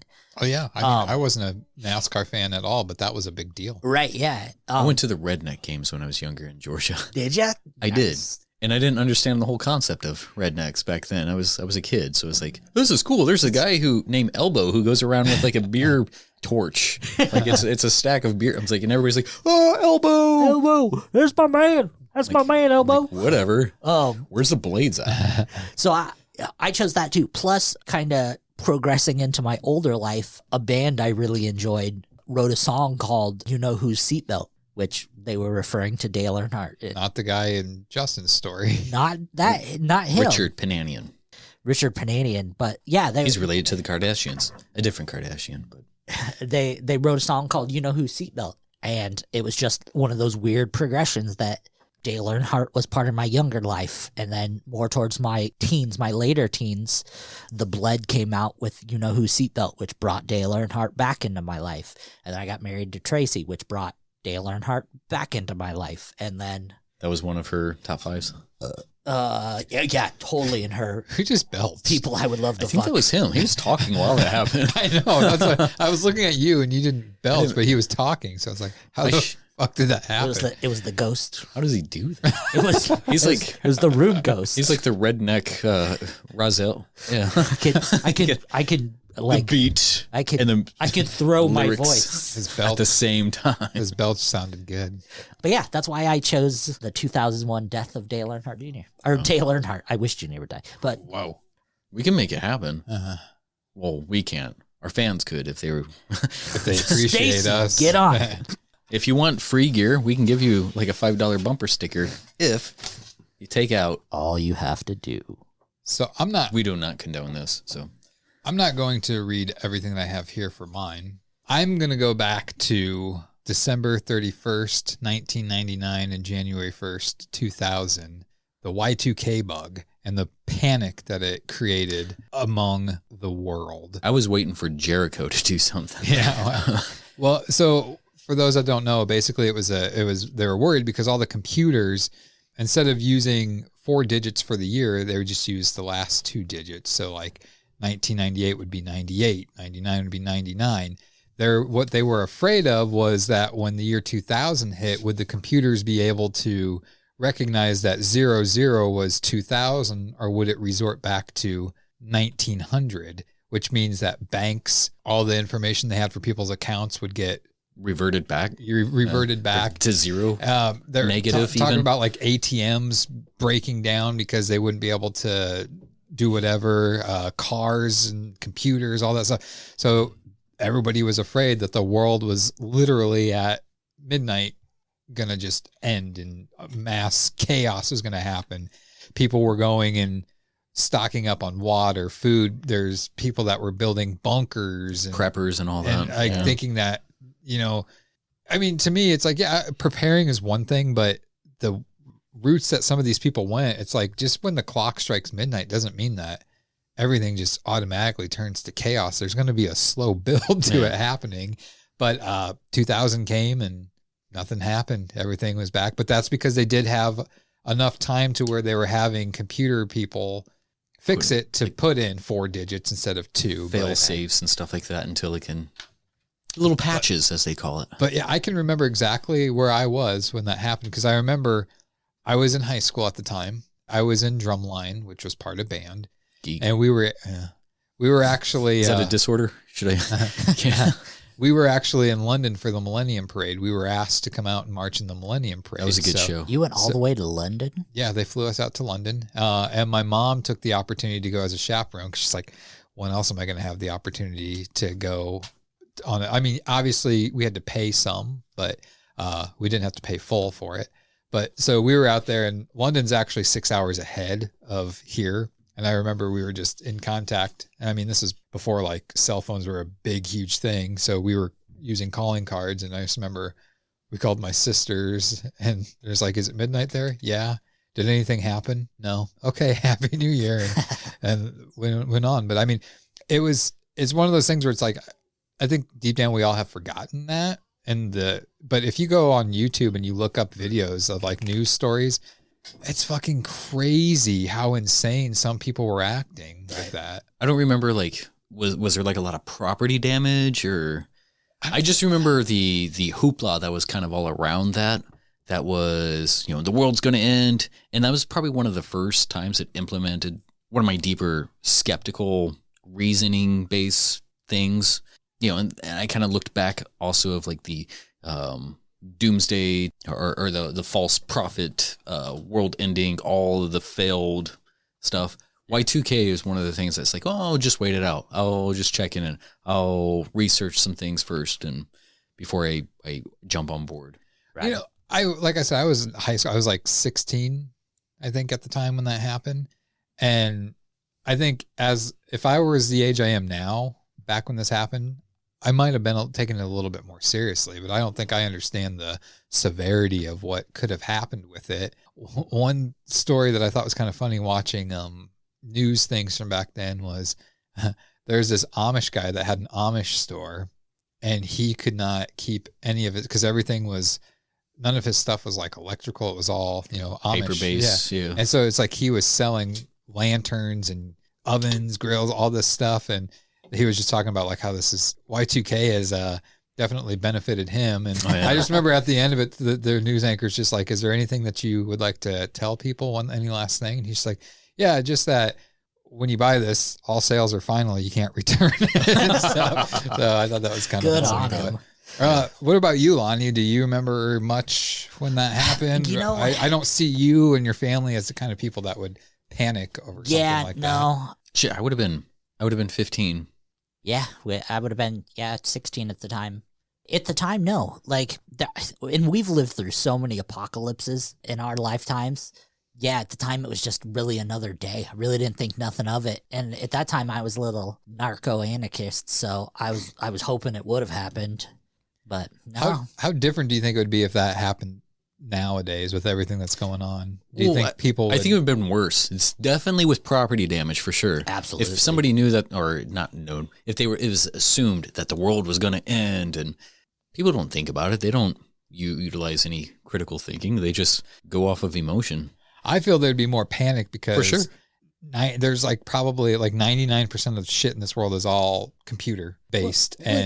Oh, sorry. Go ahead. No, go ahead. I was going to say, if you think about it though, right now, the reason the majority of the problems happen is because of social media. Yeah. Back then, social media really wasn't a thing. It didn't control anybody. Yeah. Right. So I think a lot of it would have been chaos, but I don't think it would have been as mass chaos because there wouldn't have been that opportunity for groups of people to get together so quickly. Yeah. So I think, as much as there would have been chaos, it would have been smaller, isolated.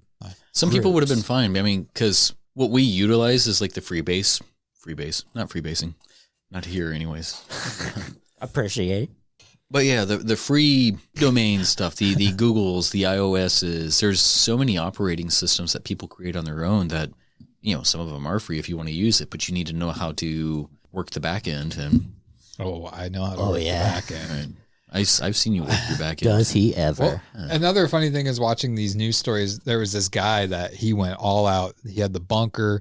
He had wells of water that he had coolers in this bunker full of frozen milk. And then they built a bar over his bunker. Yeah, that's a good movie, by the way. But and it's not far off from that movie Blast from the Past. This guy, it was his wife, and I think they had one kid. It was three of them, and he was set. He would probably today still be good with the amount of meat and foods he had. And the funny thing is they actually a few years ago, or actually it would have probably been a year ago, they met up with him 20 years later and they were interviewing him, and he laughed the whole thing off because he was known for being the most serious for it. He took it. And they asked him well, what happened? He's just like, I had a big party. He's like, I invited everybody we knew over and we had so much food at this party and stuff. So kind of not cool that he laughed it off and it didn't get ridiculed. I mean, if it would have happened today, I mean, God, you would have been a meme. Yeah. So. I mean, there's a little bit of merit behind being a doomsday prepper, but being a prepper, I think in theory is a good thing, but being a prepper in practice, when it I actually happens, all intense. your shit's expired. Right. You got to get those bonus buckets. I think having maybe a week's worth of MREs is a thing, but having years worth of MREs, I think is a little ridiculous. Right. Some people, that's what the bonus buckets are. You get the 5-gallon buckets of just goop. It turns into mashed potatoes. Just add a little water. That's basically an MRE. Yeah. Buckets of goop. Speaking of that, this girl that I work with, I didn't know these existed. It's girls? These, yeah. It's this cup, and you add water to it, and it grows a muffin. Yeah. Ah. I didn't know that. Literally, it's just water. You pour water on it, and it grows a muffin. Do you have in to a matter of put it in the microwave? I don't know that you do. Yeah, there's those ones. There's mug cakes. Yeah.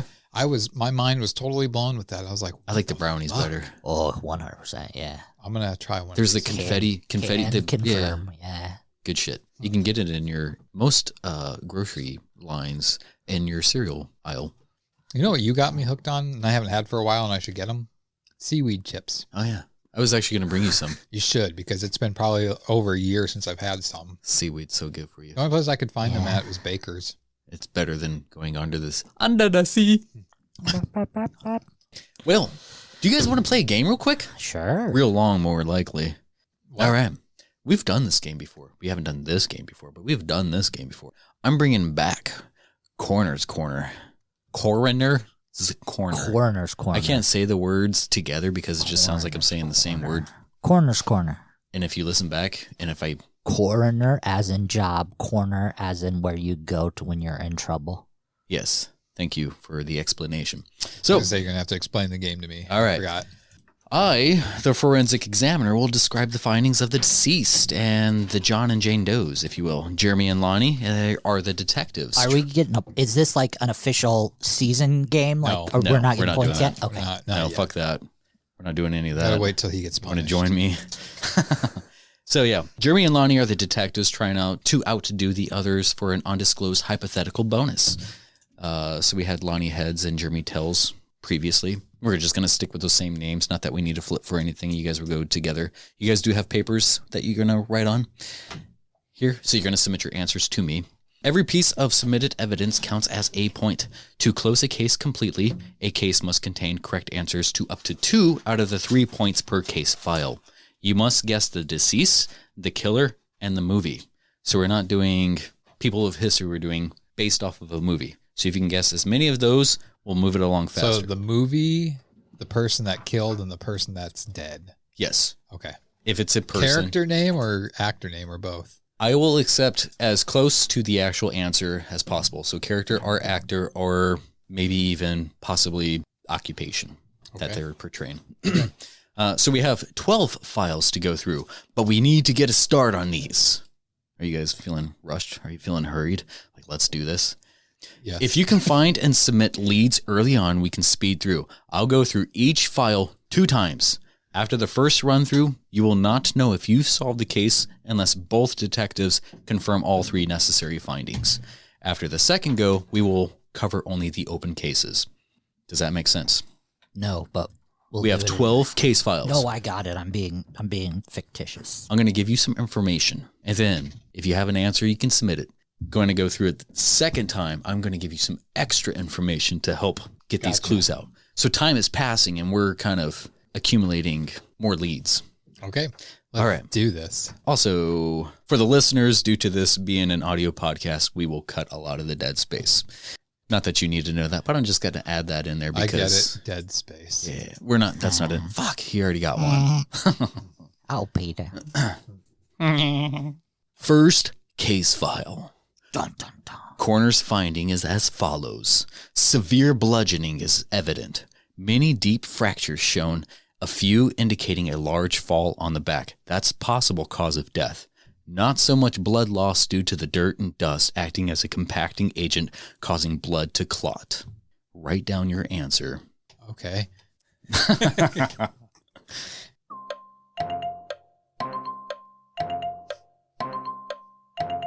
That doesn't help at all. So fell. There's many Fractures on the back. There's many deep fractures shown. There's an indicating of a large fall Okay. on the back, That could have killed him. which probably is the cause of death. Covered in dirt and dust. It's not official as of yet. Not so much blood loss, so you're not really seeing any blood. And there's also like dirt covering him or her, which is acting as a compacting agent to probably stop bleeding or cover. We got one person submitting something.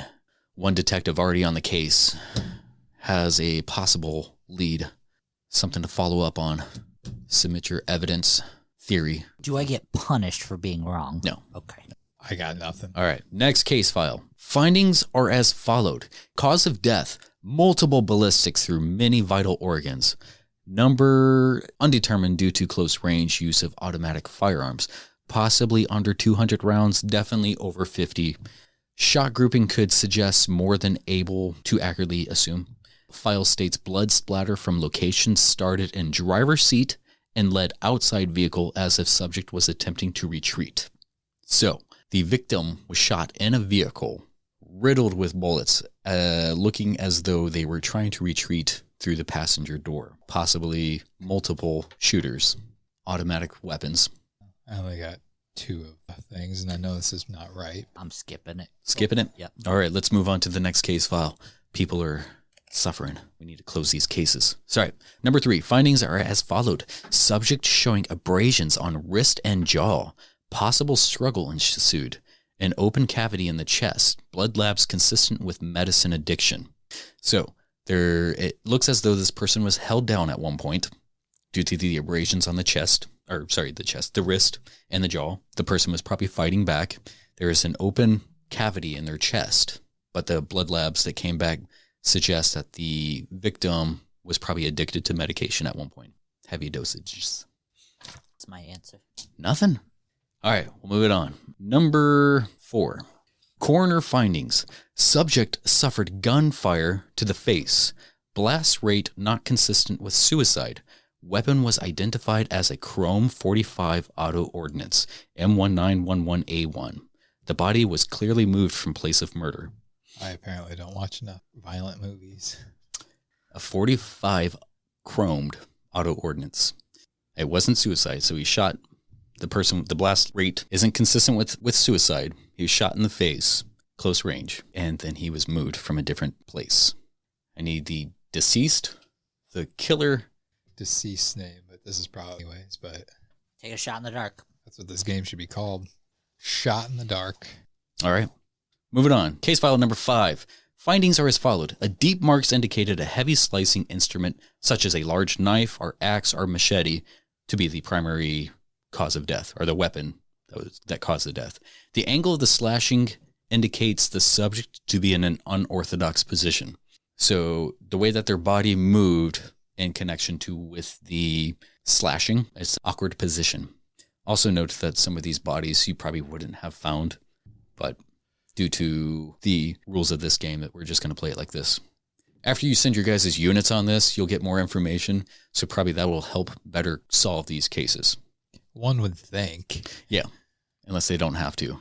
I don't know if you're qualified for this job. I know I'm not. Detective. Nothing? Nothing. All right. I wrote 4 completely different movies. I wrote 2. Wait, did you? I wrote 3 completely different movies and one that said I don't like action movies. Oh, yeah. I thought you meant for that answer. I'm like, did I read that right? Is this 5? Wait. 6. How many? There's 12. We get 12 Yes. chances? Well, I'm writing down 12 different fucking movies. You're just writing them out before you give the case file? Yeah. So, case file number 6, forensics finding. Partial body found. This is not Richard Pananian. Partial body found, awaiting DNA analysis. Lower body from waist down with jagged tissue torn. Examination of remaining bone indicates possible thrashing. The spinal alignment seems to be crushed upon itself. It's a male subject in short tan shorts. Not much to work with. We just got the lower half. Nothing? No. Nothing. All right, come on, detectives. You guys need to up your game. Do you have any clue over there? No. Still nothing? No. I mean, I wrote down 3 answers. I'm getting farther away the more he reads. That's usually the case. That's fucked up. Number 7. Forensic findings are as followed. Cause of death, 92% possible hypothermia.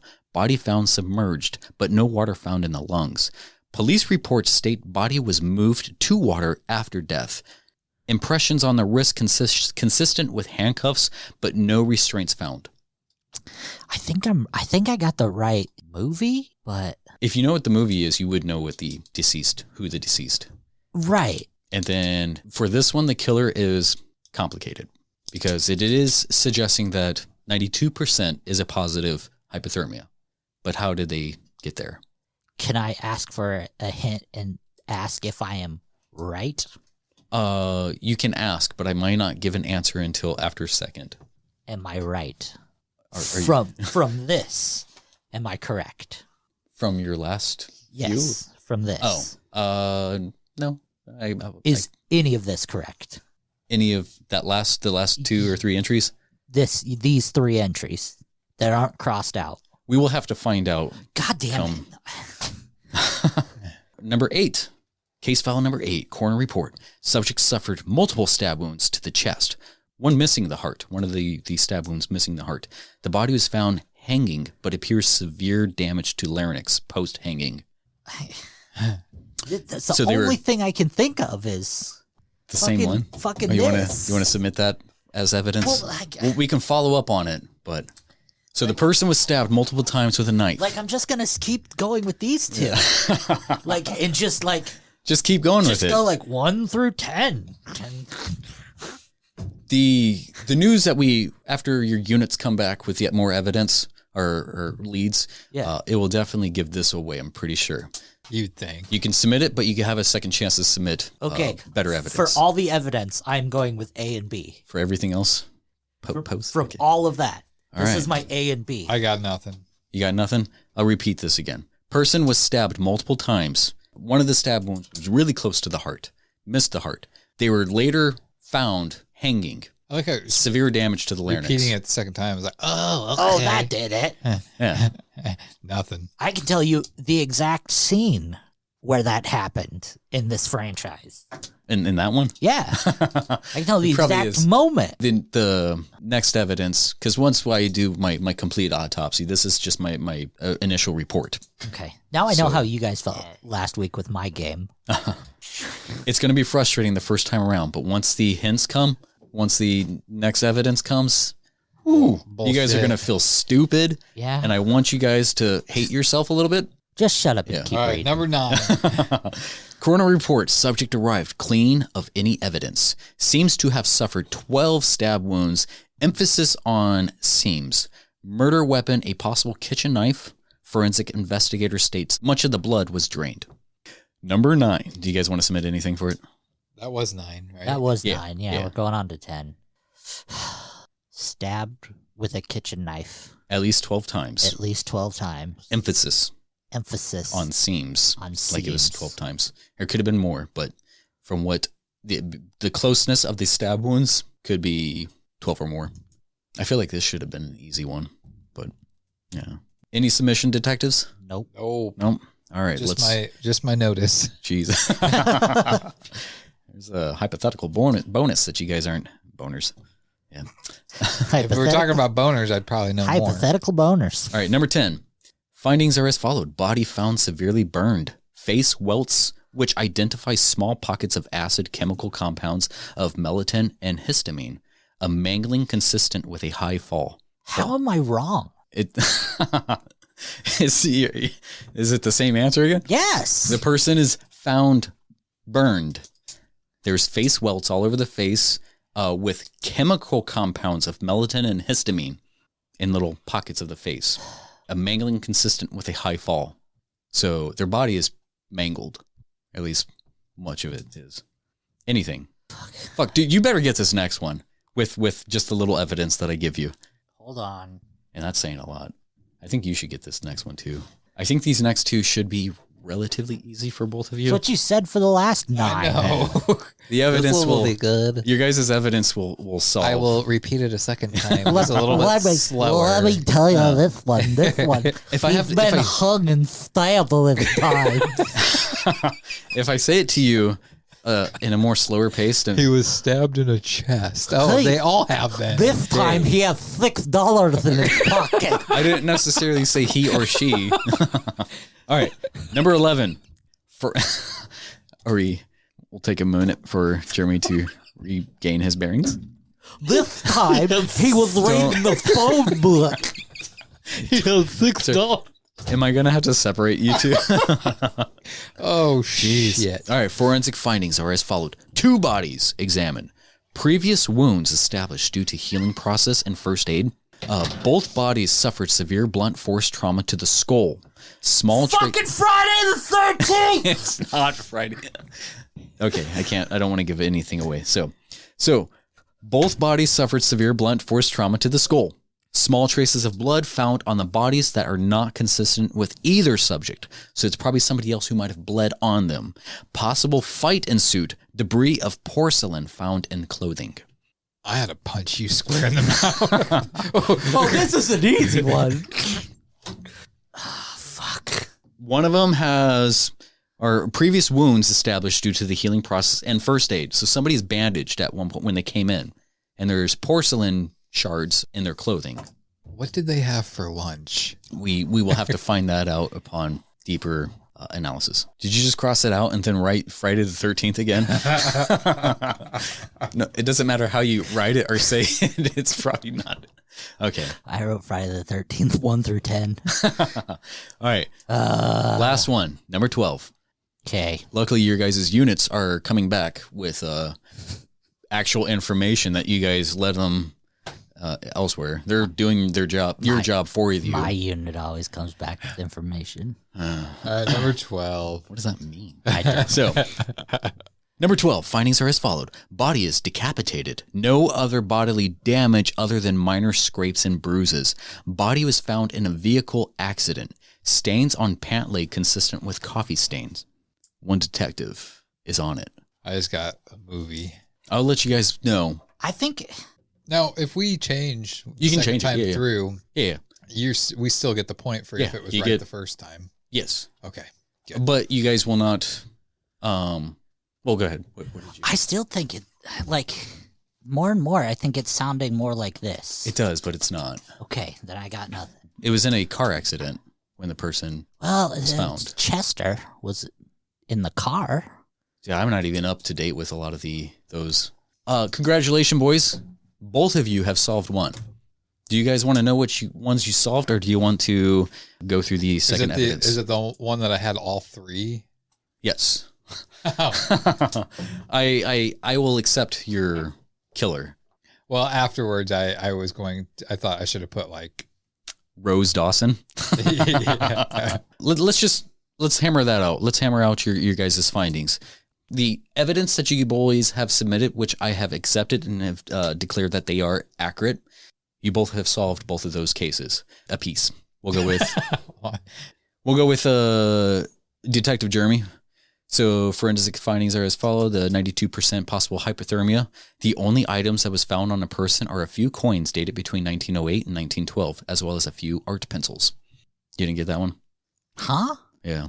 The person who, sorry, I should have probably gave you a little bit more of the evidence. The 90% hypothermia, there was handcuffs that looked like they were on the person's, and then they were submerged underwater.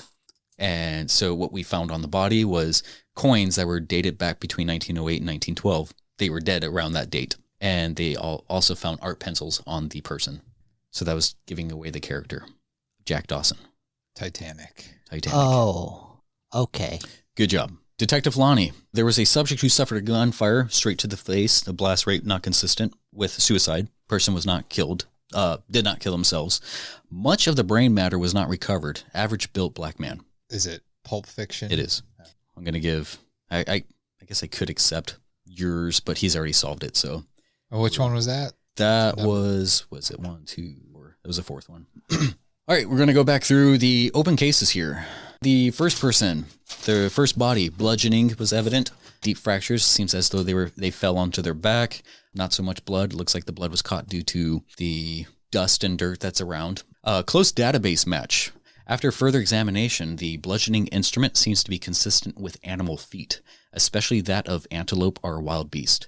Deep cuts or scratches up back of the hands. There's deep scratches on the back of the victim's hands. And it seems as though the person was, the bruising and bludgeoning seems as though it was animal feet, hooves. We do have a detective back on the case. Congratulations, Detective Lonnie. That was a shot in the dark. Detective Lonnie has solved it. What were your findings? So the movie is Lion King. The deceased is Mustafa, and the killer is Scar. Isn't Mustafa a singer? It's Mufasa. Mufasa. Yeah. I put Mustafa. I will. Isn't that, yeah, that's that Jewish singer, isn't it? just trying to He's like a Jewish rapper. Squeeze my people in wherever I can. All right. The next one, the person who is riddled with bullet holes or bullet, automatic weapon of at least like around 200 to. See, I severely fucked up this game because I thought every one was more clues about the last one we just heard. Oh, no. So I was trying to fit everyone in Friday the 13th. These are different case files. They're different. Yeah. Going back against some of the evidence that we did found, the The blood states that the blood splatter states that the person was moving from the driver's vehicle out to the passenger. The person was found outside of the vehicle. There is a shoe print match consistent with the men's Santoni leather capped shoes across the face of the victim. So the person was kicked upon or around the time of death, around the face. That probably didn't give you guys much of a clue. Victim was also found wearing a nice dress suit. So it seemed as though this person he had money. He was, more made. Did you have something you wanted to submit, Detective Lonnie? Maybe, but I think it's wrong. Any lead can help us solve this case. There are no... Really, I didn't want to write it because I'm going to completely spell it wrong. So I'm just going to do that. You're closer, but think older. How do you get older than that? Oh, okay. We'll just share it. His source was actually Reservoir Dogs, but it's older than that. It kind of has it could possibly have a similar feel. Detective Jeremy, loss of words. You were very close. The other one then. Very close. That one then. Django Unchained? No. No, I just... All right. So Reservoir Dogs older than that, so I went Quentin Tarantino. I will give a point to one of you guys. Well, why would it be me? It won't be you. It's older than Reservoir Dogs. That's a newer movie. It is Godfather. I thought you meant like older, like time period, like not when it was released. It was pretty much release date, but yeah, no. Apologies, Detective. You need to up your game here. Hopefully, the next evidence coming up will help. I will give you 1 point for that. I mean, you're shooting in the dark here, but it's still something we can go off of. The case will not be solved. I've never actually seen Godfather. Yes. So the person was Sonny Corleone. Sonny Corleone was killed by Barzini's men, one of the opponent gangs or families, the Barzini family. Let's move on to the next case here. The person was found, there's abrasions on like his mouth and on his wrist as though he was held down. There was a cavity in his chest. There was unknown food particles recovered from their later biopsy. We can't tell exactly what the food was. I can take a guess. It's suggesting that the person was eating around the time of death, and now there's a hole in the chest. Nice. Thought that was Friday the 13th. Didn't you think 12 of these? I thought most of them. See, that's why I was fucked up with the game, because I thought like this one sounded like Friday the 13th. I got nothing. You got nothing? Let's just say the matter that's around the chest cavity, some of it just doesn't seem like it's of this world. Can you read it one more time for me? The original findings were the subject showing abrasions on the wrist and jaw, possible struggle ensued. There's an open cavity in the chest. The blood labs consistent with the medicine addiction. The victim was probably addicted to medicine. We can't necessarily tell exactly what the food was that the person was eating because it's just kind of like slop. It's just mashed together. It's just some sort of sustenance. But it suggests that the person was eating around the time of death, like the person was choking. Yep. We're going to close this one. Lonnie was close, but still no accurate evidence. Lonnie said Predator 2 is actually aliens. Chestburster. So Gilbert Kane. Never seen him. You never seen Aliens? Really? Really? You've never seen Alien? I don't like sci-fi. Oh, man. Oh. Alien is like a quintessential horror movie. It's fan-fucking-tastic. It's sci-fi. It's space. I don't like it. Okay. So that was Gilbert Kane in Aliens. It takes place on a spaceship. That's the only thing that really makes it sci-fi. That makes it space. All right. The idea around it. The fifth one. So the person had deep marks indicating a heavy slicing instrument such as a large knife or axe or machete, which was the primary instrument used to kill the person. It was heavy enough to pretty much slice and bludgeon. And the person was in an unorthodox position upon that movement. There was also a receipt found in the victim's pocket from Dorja Restaurant and a business card with subtle off-white coloring and a watermark. A receipt from Dorja Restaurant and a business card with subtle off-white coloring and a watermark. Detectives are hard at work. I just got the... Don't get discouraged, detectives. It's only up to you two for the bonus here. I spelled literally every word of that wrong. Okay.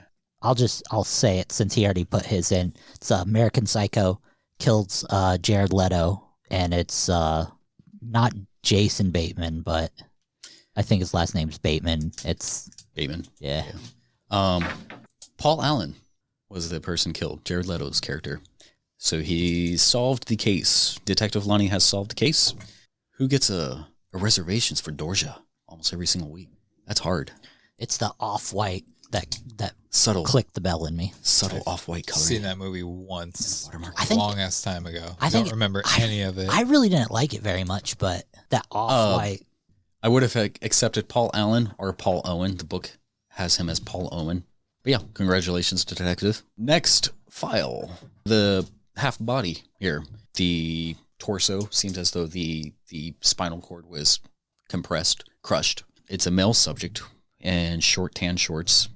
Did you have something you were going to submit? Are you waiting the... I'm waiting to hear the rest of it. So saliva found around the contours of the tearing indicates subject was bitten in half. So it's of a larger animal or something. The DNA profile does not match living species, but possible strains of species thought extinct. Did you just cross out Friday the 13th? Yeah. As much as information as you can submit. You both... But I'm right. I will give you both 2 points. 2 points. I got every piece of information correct. It was Donald Gennaro from Jurassic Park, and it was the T-Rex. Yeah, so I was right. Why did I only get 2 points? Let me see that last one again. Said the human. It doesn't. I can't accept. The human, okay. So I put Jurassic Park, the killer was the dinosaur, and the person who got killed was the human. You're technically correct, but we already knew it was a human. Technicality. Next one. I had Jaws and Quinn written down. I had Jaws before. Yeah, he did. Yeah. The person was stabbed multiple times. One of the stabs missed the heart, so the person didn't die immediately. Also, there appears to be damage to the larynx post-hanging. So the person was found hanging, and their larynx was damaged as though they couldn't scream. The body emits a lingering odor of popcorn. A bloody house phone was found nearby, but not conducive to a weapon. Are you serious? You guys didn't get this one? A bloody phone nearby. Oh, Body emits lingering odor of popcorn. I got it. I will give Lonnie 1 point. You're such sad puppy eye. Well, I just don't know how I got 1 point.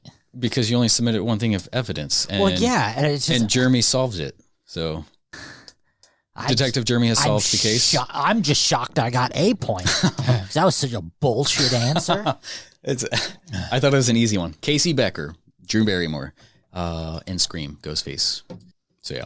You have How to is she hanging? She at the very end, she was hanging out of the tree when the parents came home. Okay. Guess it's been a long So, time since I've seen Scream. When she was trying to scream for her parents, Ghostface was pulling her off. And then when the parents the mom found her hanging from the tree, and she was just hanging from like a rope or something. It's a very, very long time since I've seen Scream, I think a scary movie where the parents are coming home and dad's getting head from the mom and he hits his daughter. What was that? Nothing, dear. I've probably seen Scary Movie before I've seen Scream. All right, another one, another stabby one. So 12 stab wounds, emphasis on seams that they were stabbed 12 times. It possibly could have been more, but at least 12. Seemed like it was a possible kitchen knife. Forensic investigator states much of the blood was drained. Due to the cleanliness of the body, the only usable evidence is a hair that was found on the subject's silk robe that was found on the toilet seat of the scene of the crime. The hair seemed to be as though it was like a wig hair. Anything, detectives? I really don't know if you guys are made out to be in this position. Yeah. Doggy style. You're going to have to go through. I'm going to put you guys back on the beat. You guys are going to be walking the beat. This desk is getting way too comfortable for you boys. Yeah, I got nothing. I'm not even going to take a shot at it.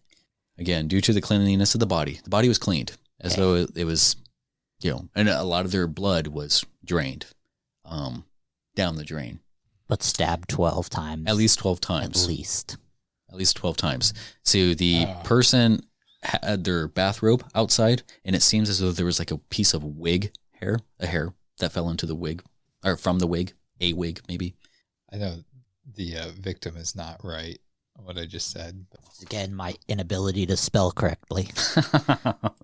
I think this is more of a game where you just want to write down and see how terrible I spell. I will give you solved it. You're correct, but it's not the mom. Yeah, I know. So, I yeah. just thought of that after I put that. Yeah. So it was Marion Crane, who was the blonde girl, which was his answer. So yeah, it's from Psycho. Norman Bateman. Or Bates. Norman Bates. That is the killer, the movie, and the victim. So I get no points? You get 2 points. Oh, okay. You get 2 points. The mom is still... actually, the mom is I dead, wrote, isn't she? yeah, she's dead. Yeah. After I wrote that and showed it to you, I'm like, why the fuck did I write mom? The next body, that seems like it was mangled. They had little small pockets on the face, which was chemical compounds of melatonin and histamine, and their body was burned pretty bad. So further examination appears both knees were smashed inward before a fall. So that was post the burn.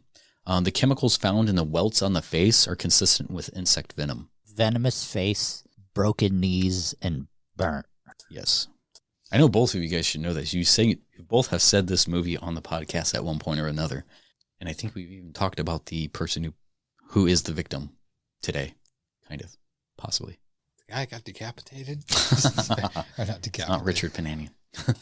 Dale Earnhardt? that crash was a lot worse than I thought. Do we for sure said this person today? I feel like we have. You feel... The fuck is that? I feel like we have have said this person's name, the actor. Yeah, well, I mean, we have. Yeah, we have. We said it. Or at least it makes no reference to what we're finding here. Findings are as followed. Body found severely burnt. Face welts which identify small pockets of acid chemical compounds of melatonin and histamine, a mangling consistent with a fall. Further examination appears both knees were smashed inward before a fall. Chemicals found in welts on face are consistent with insect venom. Anything, Detective Jeremy? I just took a shot in the dark.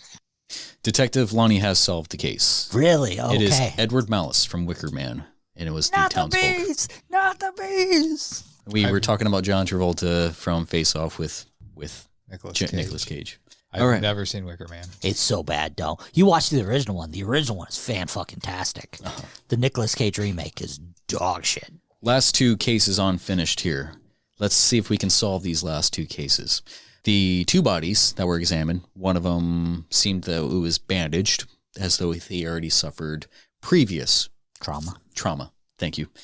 There's also porcelain in the skin. There's blood that's not either of these victims on the bodies. Like a possible fight have ensued. Both of their heads, their skulls experienced the more trauma. Alternate blood samples found on the bodies register as an anomaly. So it could match two profiles, but are very close in match. So the possible two attackers, they possibly might have been related, but these two guys, these victims, they were going nowhere. Oh, come on. Dude, that's the Detective Jeremy. Seems like he might have something. It's 11. Yeah. I got nothing. Oh, man. I really felt like that was going to be the sinker.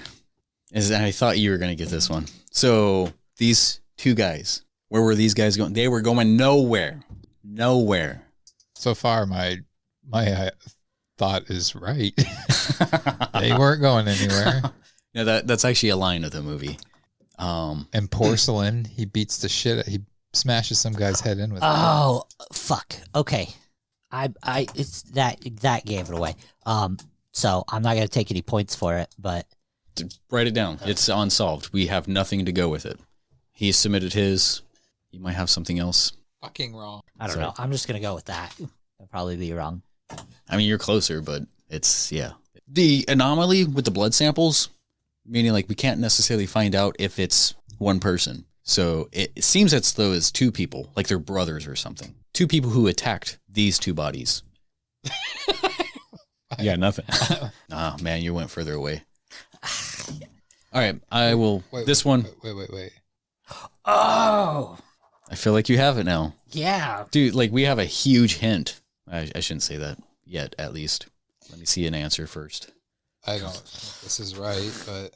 Submit as much evidence as you can. To be more specific. This is totally wrong, but I'm just... As much evidence as you can. What the fuck? Oh my God. They killed somebody, just not... Just fuck it. Tell us. I mean, Boondock Saints 2, and it's the funny cop who dies who says it. It is not. It's not. It is Boondock Saints 1, and the person who got hit with the toilet over the head from the high fall from when one of the brothers jumped off the building, smashed one of them. The other brother got up and clocked the other guy in the head. So it's the Russian mobsters. I will give you the 1 point for Boondock Saints. Going nowhere. Fucking nowhere. Yeah. And it was the cop who, before, what's his name, got him on scene. He's like, where was this guy going? Or where were these guys going? They were going nowhere. All right. And the reason Boondock Saints 2 is because it has that, I just love that monologue that he does in Boondock Saints 2 where they're on the ice and giving their whole thing. It's fucking fantastic. One of my favorite monologues. I feel like that's an underrated, it's heavily, loved. But not as in the realm, yeah. It's just fan service for people who like the first one. Yeah. I put Dumb and Dumber. I'm like, who died in Dumb and Dumber? The guy his ulcer and they feed him poison. Oh, okay, yeah. All right, so last one. I also feel like this one should have been an easy one for both of you because this is in the realm. And Lonnie, I was trying to say the hint was in this room. From Lonnie's position when he's looking at me, he's looking right at a Boondock Saints poster. Yeah. In our studio here. All right, so last one. The findings were the body was decapitated. There was no other bodily damage other than minor scrapes and bruises. And there's also a stain of what seems to be coffee, or what was coffee. We can identify that on the pant leg of the deceased, the victim. We're still unable to identify the body. We have narrowed the search by now. So the name has to be in the New York Police database on the employee side. Also, the fibers that were pulled from the neck wound identify as splinters of wood. So he's decapitated by something that was like a wood. And works for the city of New York. Yes. Oh my God. Did you get it? Yeah. And by yeah, I mean no. He said cats. The answer, your guys' beat cops who scoped the area have solved this case. They're going to get your bonus here.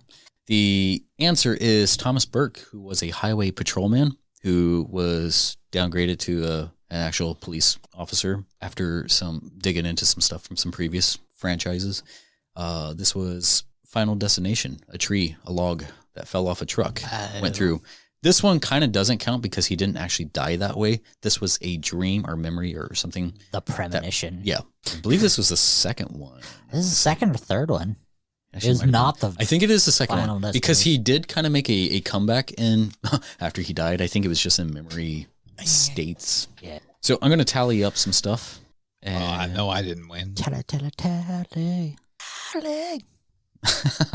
like Jeremy's response to Lonnie's last game, like, why are you fucking adding it up? He got 1 point.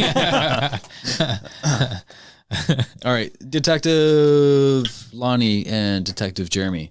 Thank you guys for your cooperation, your participation.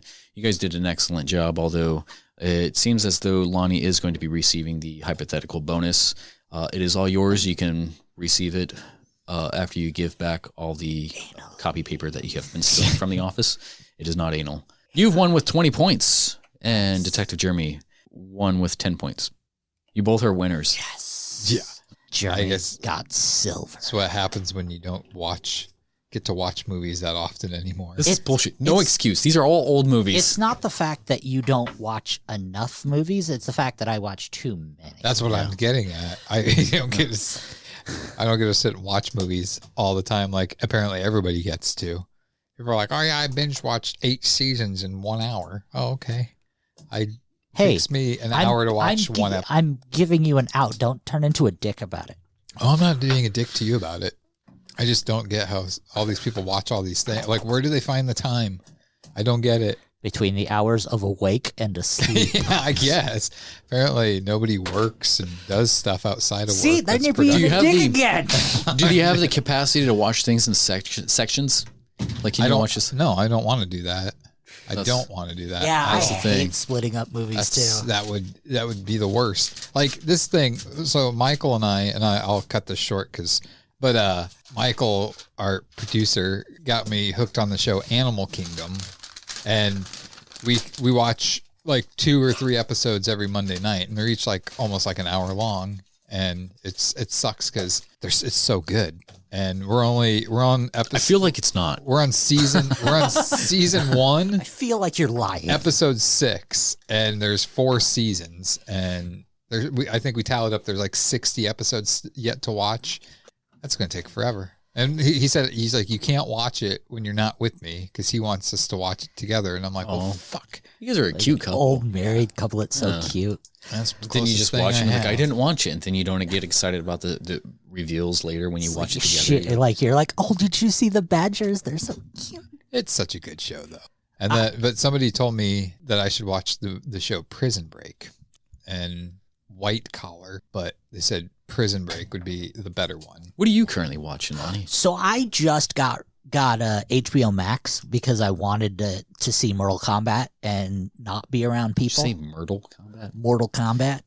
What did you think of that movie? I actually liked it. Like, I expected it to be more cheesy and campy, but it wasn't. That's what I liked about the first, well, at least the first one. The second one was but I still liked it because it fell into the same realm. Right. It had the same, like, Robin Chow and all the other, and Talisa Sotoy. That's my childhood crush. Yeah. I know there was a lot of hate with Mortal Kombat, the new one. That just came out, but the only bad thing I have to say about it is a lot of the acting was terrible. Some of the acting was really subpar. But the fight choreography is great, and the gore in it is fantastic. And it was a beautiful movie. Yeah, I hear, like I haven't seen it yet. It was a beautiful movie. And I'm surprised I haven't seen it, and you both have. Yeah. But it's like, for a fighting movie, I hear that it should have had more fighting in it.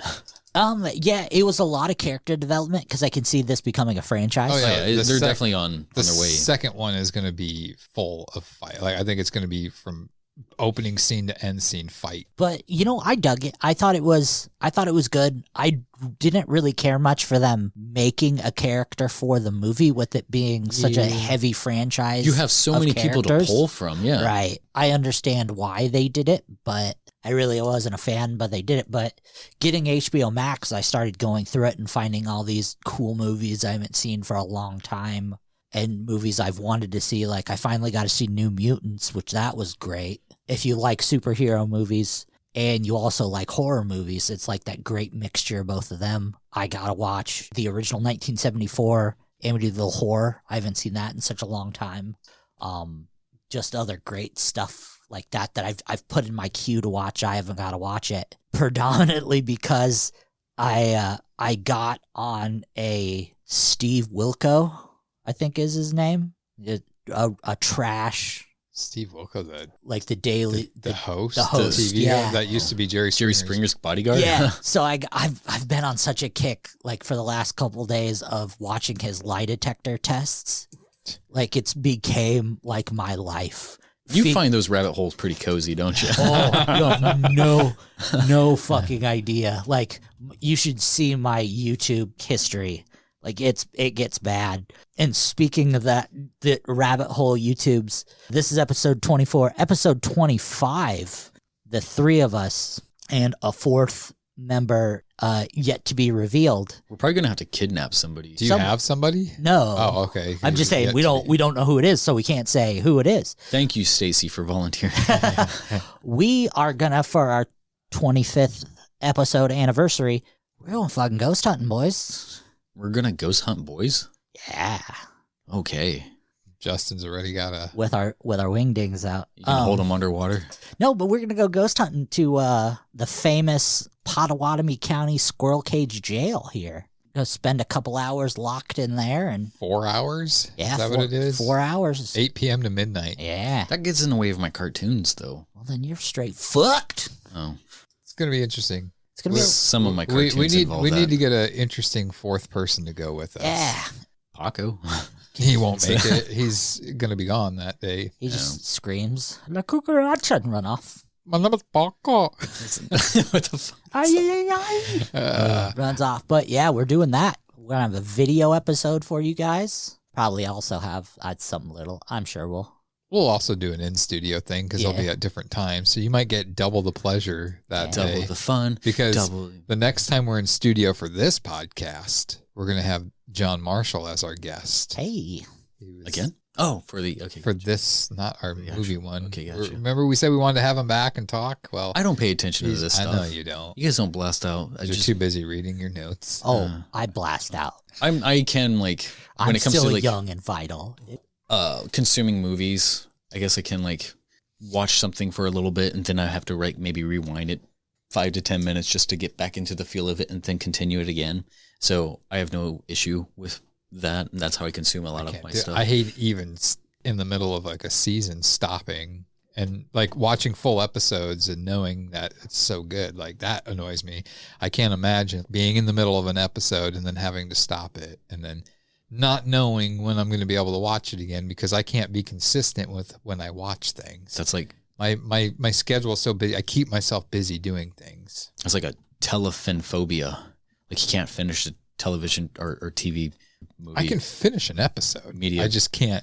I can't be like, okay, every Tuesday I'm gonna watch this. I'm gonna watch this from this time to this. I can't do that. Do you remember when TV used to be like that when we were growing up? It's like you get 30 minutes and then you have to wait a week. Yeah. To get the next. And then 30 sometimes minutes. you get home late and you have to start it like 10 minutes in. You're like, fuck, I don't even know what happened. Whatever. I'm gonna enjoy But at the same this. time, I kind of like that because it's just by giving everybody everything right now to binge watch the whole season, you're not creating a sense of urgency. Is that what I'm like suspense? Importance, yeah. Like cliffhangers. That was the thing. Every week it left you with a cliffhanger. Like, oh, what's gonna? And like, yeah, that sucks. But at the same time, just being able to like 5 seconds after that cliffhanger, up next episode. As much as I love when they drop the entire season, it's like you do get that entitlement. Like, oh, here, it's here. I'm gonna watch the next one. Finished it. It's like, where's the whole thing now? Yeah. I mean, like Cobra Kai,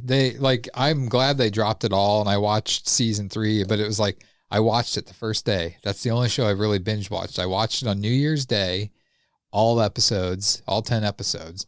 And then all of a sudden it's like, okay, well, I got to wait 1 year now, right? 2022. If not more, yeah. Well, actually, they wrapped up filming Cobra Kai season 4 Did they? last week, and they said that it'll be released before 2022. Nice. So I'm a fan. But at the same time, it's like I wish that they would just kind of release them once a week because then it makes that go by a little quicker once the ending happens. But the Netflix model, they just don't do it like that. They're like, here it is. Get hooked. I mean, I like it, and it's inspired me. I've always wanted to do a web series, write and direct a web series, and I'm kind of developing one to like work on here. And obviously we're going to shoot a few short films before that, but I want to do a 6-episode season of something, each episode 25 to 35 minutes long, and see how that goes. Because it's like if you can leave people wanting more, it'd be fun to do. Just like my sex life. But I wouldn't release all of them. I wouldn't release all of them like every day. I would release once every week, every 2 weeks or something. Come back to. Yeah. Yeah. Well, speaking of movies, we've already put out the movie that we're going to be reviewing. Lonnie, what are we reviewing next week? Next week. Oh, for the other podcast. What the fuck? Yeah. Learn us. Well, for the BPT movie podcast, we're going to be covering the 1986 classic, my favorite movie of all time, Stand By Me. Wasn't that good? And we already know Lonnie is going to give it a 10. Yeah, well, because that's what we do here. It's my favorite movie. I didn't even want to bring it to the podcast because I know you fuckers aren't going to like it, and we're going to fight. Yeah, Stand By Me, my favorite movie of all time, directed by Rob Reiner. Amazing cast. We're going to dive into it. So that comes out next Monday. Next week.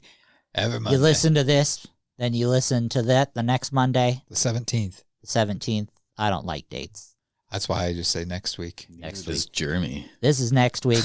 Dates don't like me. Listen to this one, and then the next Monday, listen to that one, and then the week after that, listen to this one again.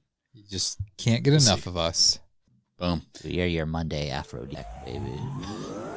Thank you, everyone. That's a piss poor way to start the week off. Hey. That's how we do it. Hey, Justin. Just ease it in. Send us out, baby. Do what I can. I'll wrap my... I stumble. Eat it. There it is. No, thank you guys for listening to episode 24 in the books. We're almost at to 500 downloads. We should get to 1,000 here real soon. Oh, let's hope so. Make you sick that like Joe Rogan gets like 1 million a week. Yeah, and he's like, it's just, he doesn't pay attention to anything. He's like, I don't check the comments. I don't check the reviews. We love you. Send us it. actual messages so we don't have to listen to Justin's stupid ones. We might have some questions coming up, some little giveaways, get some little interactions. We got a few giveaways for our number one listener, Miss Stacy. Oh yeah. We got a bumper sticker right here. and some other little something. Bumper sticker, a life cast of Jeremy's dick. Shut the fuck up. God damn. I don't That's think gross. I don't think Stacy's gonna get a life. Just end the shit right now. Yeah. Well, tune in next week for the movie review. It's gonna be adequate. Suck my dick. Anything, boys? Eat it. All right. Arrivederci. Ashe. Goodbye. Thanks for listening to this week's episode. Join us next time for more absurdity that only the guys from the Boundless PodTrap can bring you.